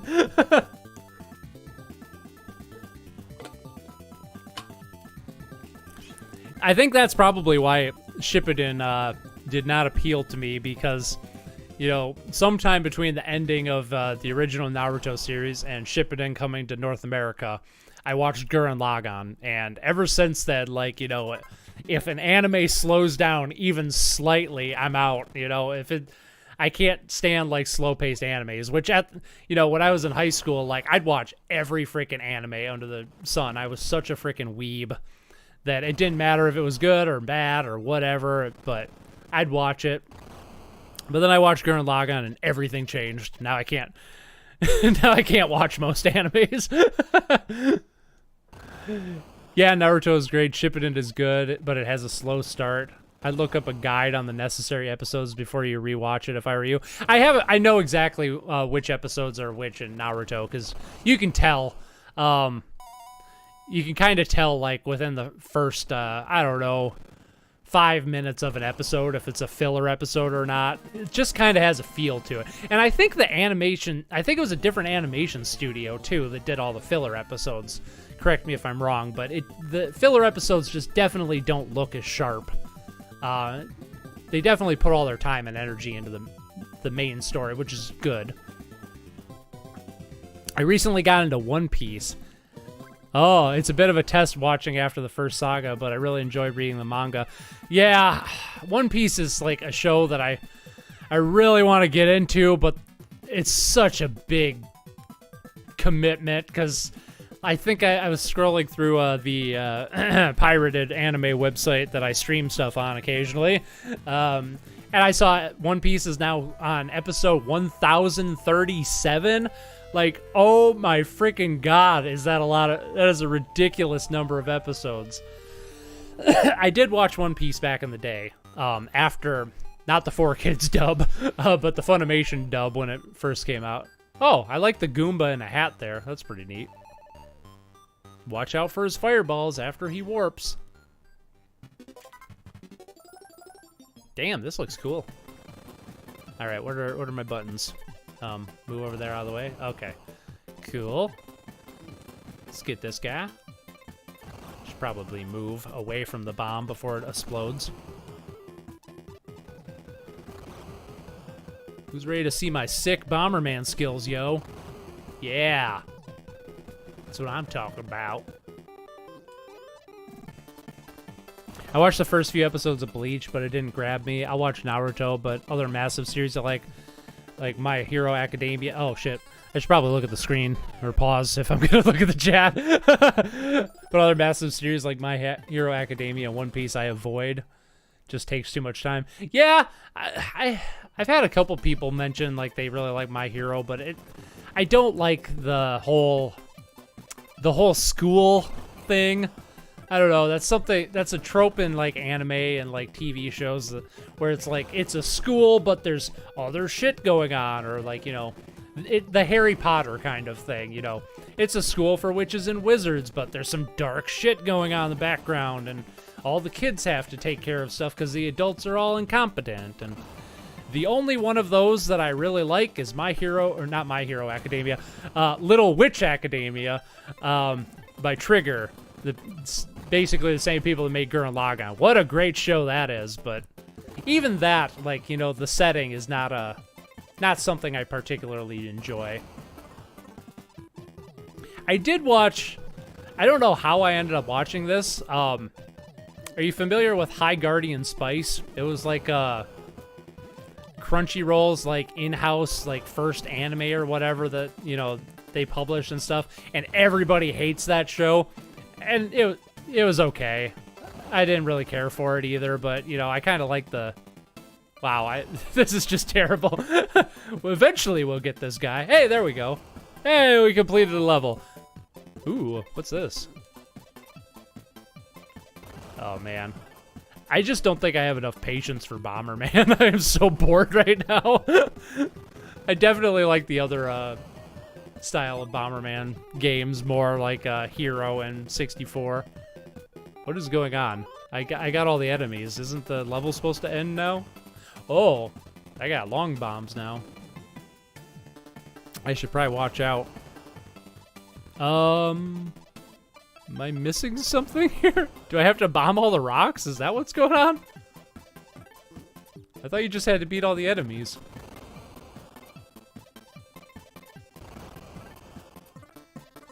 Maybe I do have to get all the rocks. Okay. Uh-oh. I might get hit here. There we go. Whew. Here's the thing that put me over the edge for One Piece. You don't have to commit because each saga, each series of connected arcs are always relatively self-contained in the first half. I didn't know that. That definitely helps. At first, I was of the mindset of, oh no, I have so much stuff to catch up on to present-day content, but if you put it aside the need to catch up, it becomes, wow, I have so much content ahead of me. All right, you might be making a good argument for why I should get into it, because I definitely enjoyed it early on in the first couple of seasons, and then I got out of it. That's kind of interesting. I don't watch a lot of TV, though, so it'd probably take me, like, several years to get through all of it, but I guess that's fine, you know. Other animes that I am... Oh, JoJo's Bizarre Adventure. Jesus. Yeah, JoJo is freaking amazing. That's, like, with the exception of Gurren Lagann, probably my favorite anime. Like, God, I can't get enough of JoJo. Oh, is that what I'm looking for? Ah, you gotta find the exit. Okay, I understand now. It always seemed that High Guardian Spice was an okay show that was put in an unfortunate spotlight. Yeah, yeah, that's kind of the thing is like, you know, I think the reason the character designs in that show are genuinely great. And that's kind of what drew me to the show in general. And, you know, I didn't know anything about it. I didn't know that it was this massive, like, hate fest for it. And I didn't know that it had like a lot of LGBT themes, and which, you know, whatever, I don't care. But you know, I definitely understand that gets conflated with a lot of, you know, the internet hate and, you know, all the dude bros out there that aren't into, like, you know, everything must be PC now. But I don't know. I think it was pretty inoffensive, personally. Oh shit, I just totally blew myself up. Fuck. And I kind of wish they'd make another sequel another season of it, because I feel like, you know, there's potential there, but it'll probably never happen because it just bombed, and I know everybody hated it, and, you know. But I probably wouldn't, yeah. I don't know, unless I heard it was really good, I probably wouldn't check it out again. It's definitely not something that's worth rewatching. But, I don't know, I enjoyed my time with it for what it was. Definitely can't hold a candle like, you know, something good. Also, oh my god, freaking, there's a new season of Pop Team Epic out finally. Ah, man, I've been waiting for that for frickin' ever. I'm a big fan of the manga, and the first season of Pop Team Epic was so frickin' batshit crazy. I loved it so much. And I haven't seen anything from the new season. I'm waiting for all the episodes to be out before I watch it. But yeah, it looks awesome too. I love Little Witch Academia, although the second half gets a little too dramatic for how silly and lighthearted the first half is. Guardian Spice looked atrocious, so I never bothered. Yep. Yeah, I guess Little Witch Academia does get kind of dramatic at the end. I think it handles it pretty well, but yeah, that's kind of Trigger. That's kind of what Trigger does, though. I mean, you know, Gurren Lagann's the same way. It can, you know, have, you know, it can have, like, famously, like, you know, in one episode, you could have the bathhouse scene where all the characters are, like, you know, low-key, like, perving on each other, and Kamin is naked with Buta running around on his junk the whole time as like in-level censorship. And then 2 episodes later, you know, main character dies and it's super sad, and then it goes into a dark place for like 4 episodes. So, spoilers, sorry if nobody's seen Gurren Lagann if I just spoiled that. I didn't say who died, but yeah. It's up for debate who the main character of that show is, so you might not know who I'm talking about. But yeah, speaking of Gurren Lagann, any watch the Cyberpunk Edge Runner? No, I haven't. I haven't watched that yet, but I definitely want to because I am a big fan of Trigger's work. I'm still waiting for season 2 of Brand New Animal as well, BNA, because that was really freaking good. I just can't get enough of like their humor and their visual gags and their art style, and yeah, Trigger's awesome. Pop Team Epic is pretty good, but I like Panty and Stocking more. That's fair. I do really like Panty and Stocking. I think they both do the same basic thing. I don't know if I agree with that. I think they're pretty different, but Panty and Stocking is kind of like, you know, kind of like a parody of Powerpuff Girls or like, you know, 90s cartoons. Pop Team Epic is just like weird randomness. But I guess I could see that. They do have like a similar like, well, I don't know. Pop Team Epic doesn't have like a lot of the like the juvenile humor that Panty and Stocking has. Not saying they're both, you know, that one's better than the other. They're both great in my opinion. I love them. Panty and Stocking definitely has better animation, which, again, animated by Trigger, or the guys who would later form Trigger. And they just know their animation. They are insane. It's probably because they hand draw most of their stuff. Now, is there a way... I haven't found a way to, like, actually tell where the exit is. I think you just got a bomb for it. Probably gonna bounce to Jackie Chan here, because I think we've seen all we're gonna see with Bomberman. It's kind of just Bomberman at this point. See if we can finish this level first.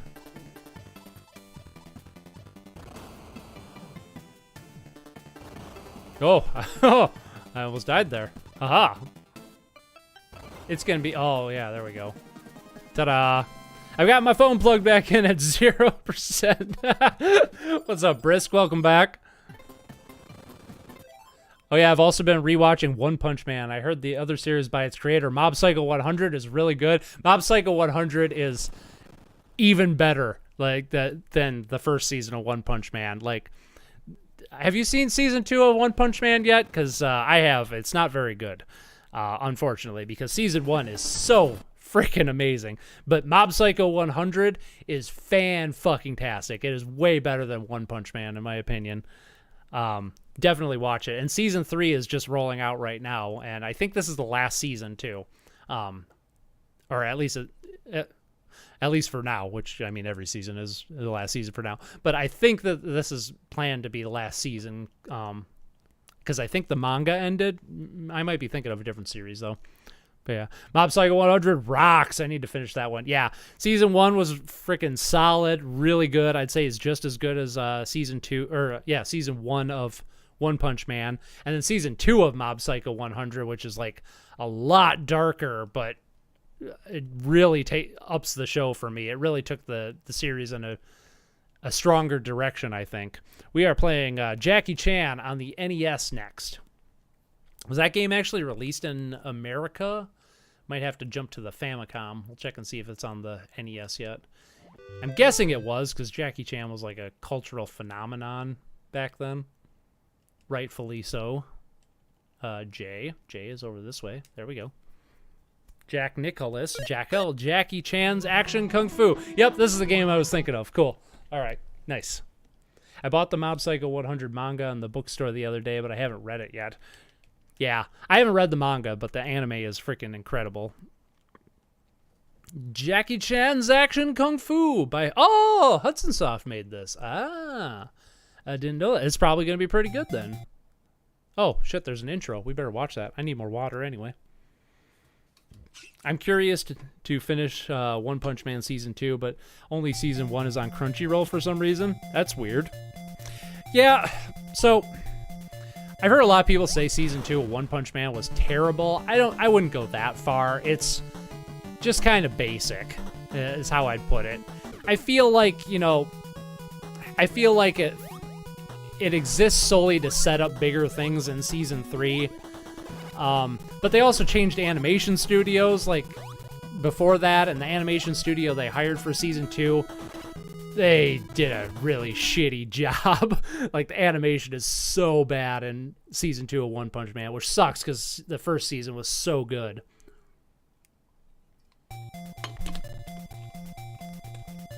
You want to talk about a good modern anime everyone should watch? Kaguya-sama Love is War. I have heard of that.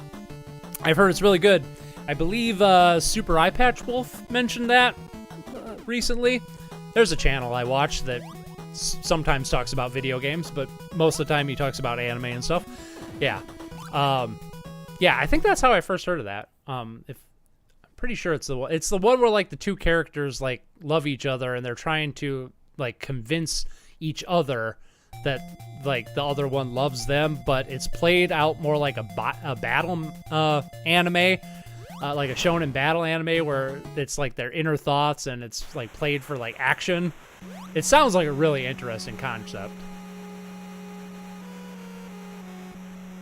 Jackie.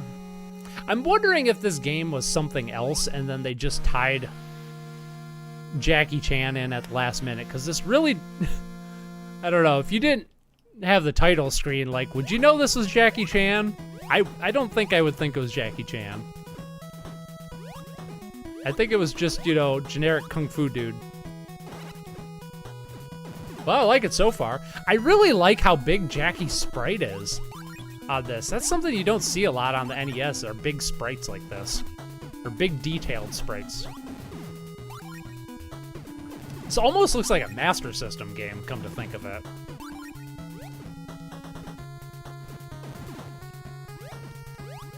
And you gotta punch and you gotta kick. You gotta punch and you gotta kick. Oh. Oh, I got a low punch.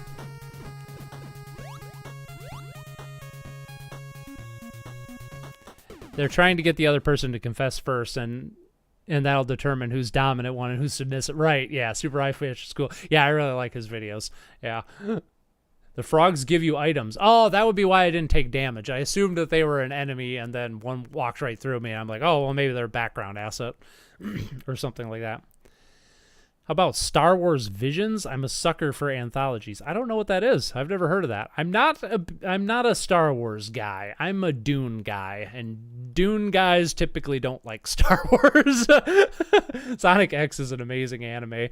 I don't know. I remember liking it a lot as a kid, but I haven't seen it in a long time, so I can't really give an honest opinion on Sonic X, unfortunately. Ah, I picked up some ramen. Oh. Whoa! That's really cool. Welcome special stage. Okay, it's an auto runner, I think. It's not an auto runner. Oh, I totally messed up. Oh, I think I need to be on the clouds, but I messed it up. Let's try that again. Oh, and they disappear. Of course they do. Why wouldn't they disappear? Ugh. And the hitbox is really tight on those. Am I playing for points on these? Am I supposed to hit every one of them? Okay. Your point. Got it. I think I was supposed to jump on every cloud and break them. Star Wars Visions is the licensed 10-episode anime anthology. Very hit and miss. Honestly, not sure if I'd recommend it. Isn't, like, the whole Star Wars series hit or miss? Like, I'm gonna be honest, the only Star Wars things I like are Empire Strikes Back, because that's just a genuinely great movie. And there's a tiger. I am Jackie Chan punching a tiger. And the Star Wars Clone Wars cartoon that Genndy Tartakovsky directed on Cartoon Network back in the day. Those are the only two. Oh, and you know what? I actually did like Rogue One. Rogue One was pretty good. But that's about it for my enjoyment of Star Wars. Like I said, I'm a Dune guy, and like George Lucas straight up stole a lot of frickin' ideas from Dune for Star Wars, which is fine. I mean, I don't think there's anything wrong with that, but you know, it's always fun to say. Wow, you only have one life? Oh, it's a straight up just continues. Got it. First episode, 2 words: lightsaber umbrella. Okay, that sounds pretty dope. That sounds pretty dope. Oh, shit. That is. Hit the frog. And I lost it. I gotta say, it's pretty enjoyable little game so far. Didn't Hudson Soft do, like, the Felix the Cat game we played a couple weeks ago? I think they did. I gotta play more Hudson Soft games, man. They got some hidden gems. Oh, I bet that... I thought so. Oop. Let's get up here and... Ow, I still took a hit. Damn. I'm digging the music, too. Oh, damn, that guy looks dope.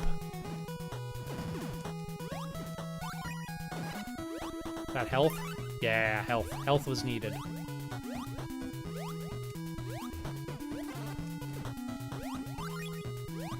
Eh. Ow. And there we go.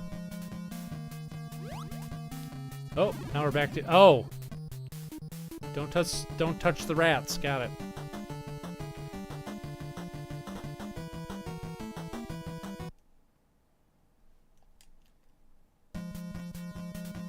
Alright, endless runner.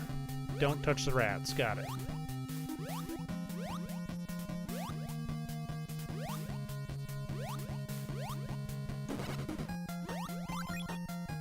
Ooh. Oh, uh-oh.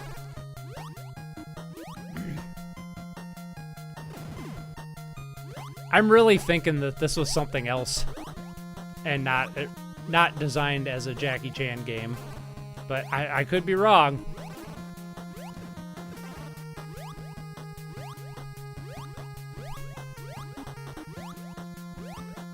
They definitely put a lot of love into this game. You could just kind of tell by playing it. So, either it was originally... Oh, shit. Originally not a Jackie Chan game, or somebody at Hudson Soft really liked Jackie Chan and wanted to do this game justice. Oh, hey, look at that. We got some side-scrolling and then some immediately followed by some vertical scrolling. That's hard to do on the NES from what I'm told. We were talking about that later with Mega Man, but that had a screen transition. This didn't. Oh, man, them silly dudes over at Hudson Soft, man. They are freaking NES wizards.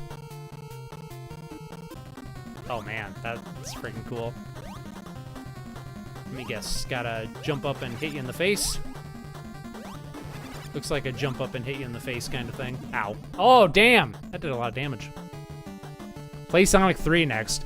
We'll start, you know what? I think we'll start with Sonic 3 next week, because I'm gonna bounce out in about 7 minutes here.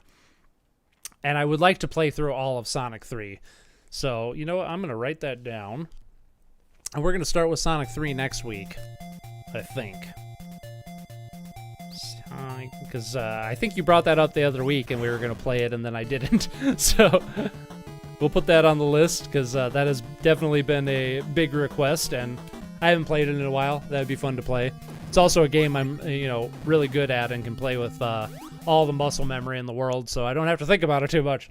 Perfect game for a stream. The boss was throwing horns. Metal.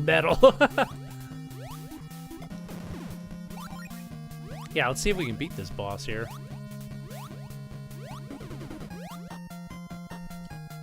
Cool. Yeah, sorry I'm bouncing out of here, otherwise we'd totally switch to Sonic 3 next, because that does sound enjoyable. See if we can get a little farther in Jackie Chan Kung Fu Master here before I move on. At least I can, ow. At least I can kick him in the face pretty reliably. Oh, don't grab me. Don't grab me.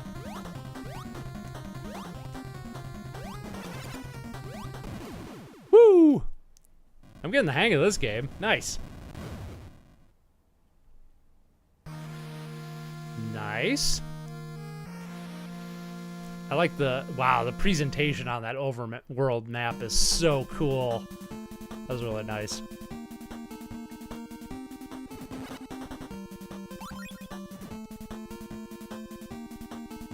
Yeah, I'm digging this. This is really good.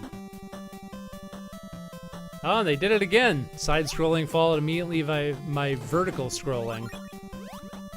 They haven't done it simultaneously like Super Mario Bros. 3. That's really rare to see on the NES.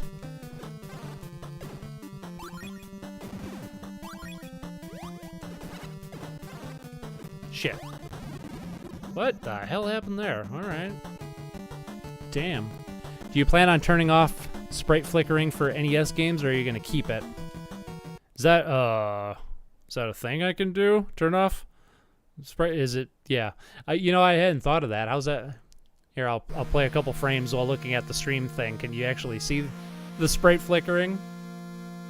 I mean, it did there, but I think that's intentional. To be honest, I don't know how to adjust any of the settings for the emulators on this thing. They are all pre-configured and working fine, and I don't want to touch them, so yes, I will be leaving it on. I guess I'd like to leave it on anyway. Yeah, I wonder how that looked on the stream there. It doesn't look too bad. I don't know, that's part of the charm of NES games for me is, the flickering and stuff. I didn't know that. Is that like a common like emulator feature that you can turn off sprite flickering? Huh. Shows how much I know about emulators.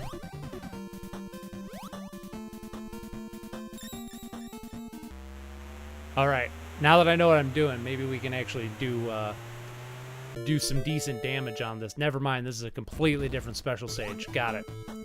All right, punch fish. Got it. I am punching fish. Oh shit. Oh yeah, this is way easier. Now. Oh. You can also kick fish. That's how you get over to him fast. Got it.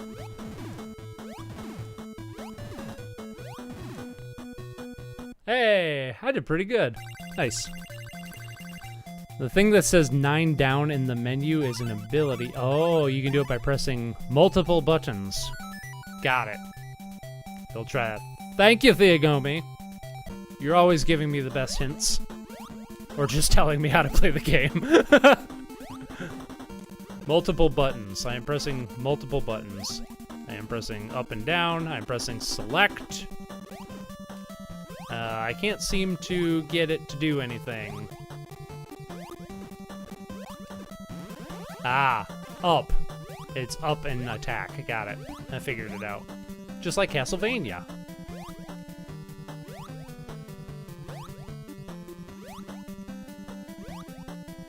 There we go. Oh, what? Oh, the hitbox changes on those when they shrink. I gotcha. Damn. What did I just say? The hitbox changes, and then it did. All right, all right. Oh, shit. Oh, shit. I think we got one more life left. Some modern NES systems and emulators can do it. The Cowabunga Collection. Oh, I got 2 lives left. Look at that. Cowabunga Collection also has the ability to turn off sprite flickering. Helps in the beat-em-up games. Ah. I have gone deep in the rabbit hole of emulation. I know way too much about it, including starting and giving up on a texture pack.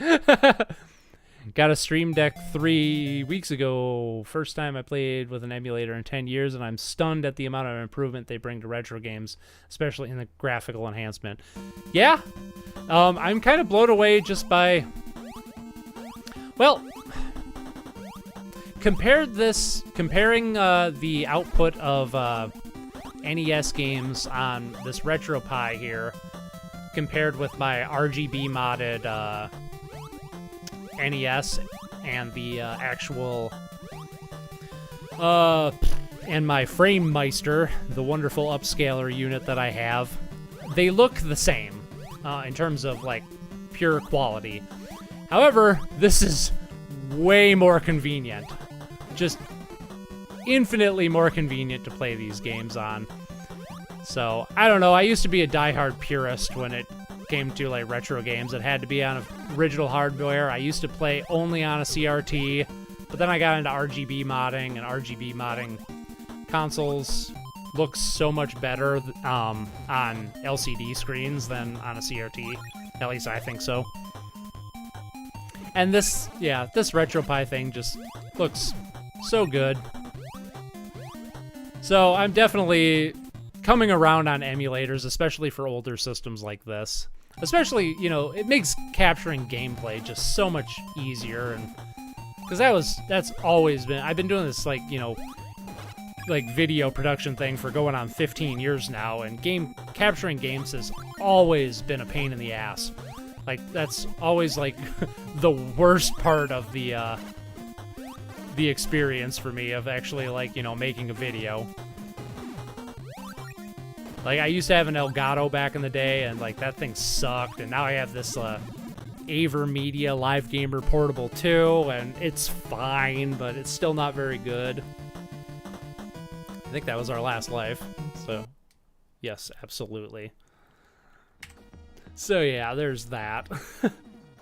So anyway, well, thank you all for joining me for this wonderful retro game hopping once again. I had a blast, and I hope you did too, and we'll be doing it again next week. Hopefully I'll have a video out for you soon. Another one that, you know, I didn't make 5 years ago and re-release. It's not going to be done by Halloween like I wanted, but that's okay. It should be done the first part of November, and yeah. So anyway, thanks again for joining me, and I'll see y'all next week for some more retro game hopping. Okay, bye!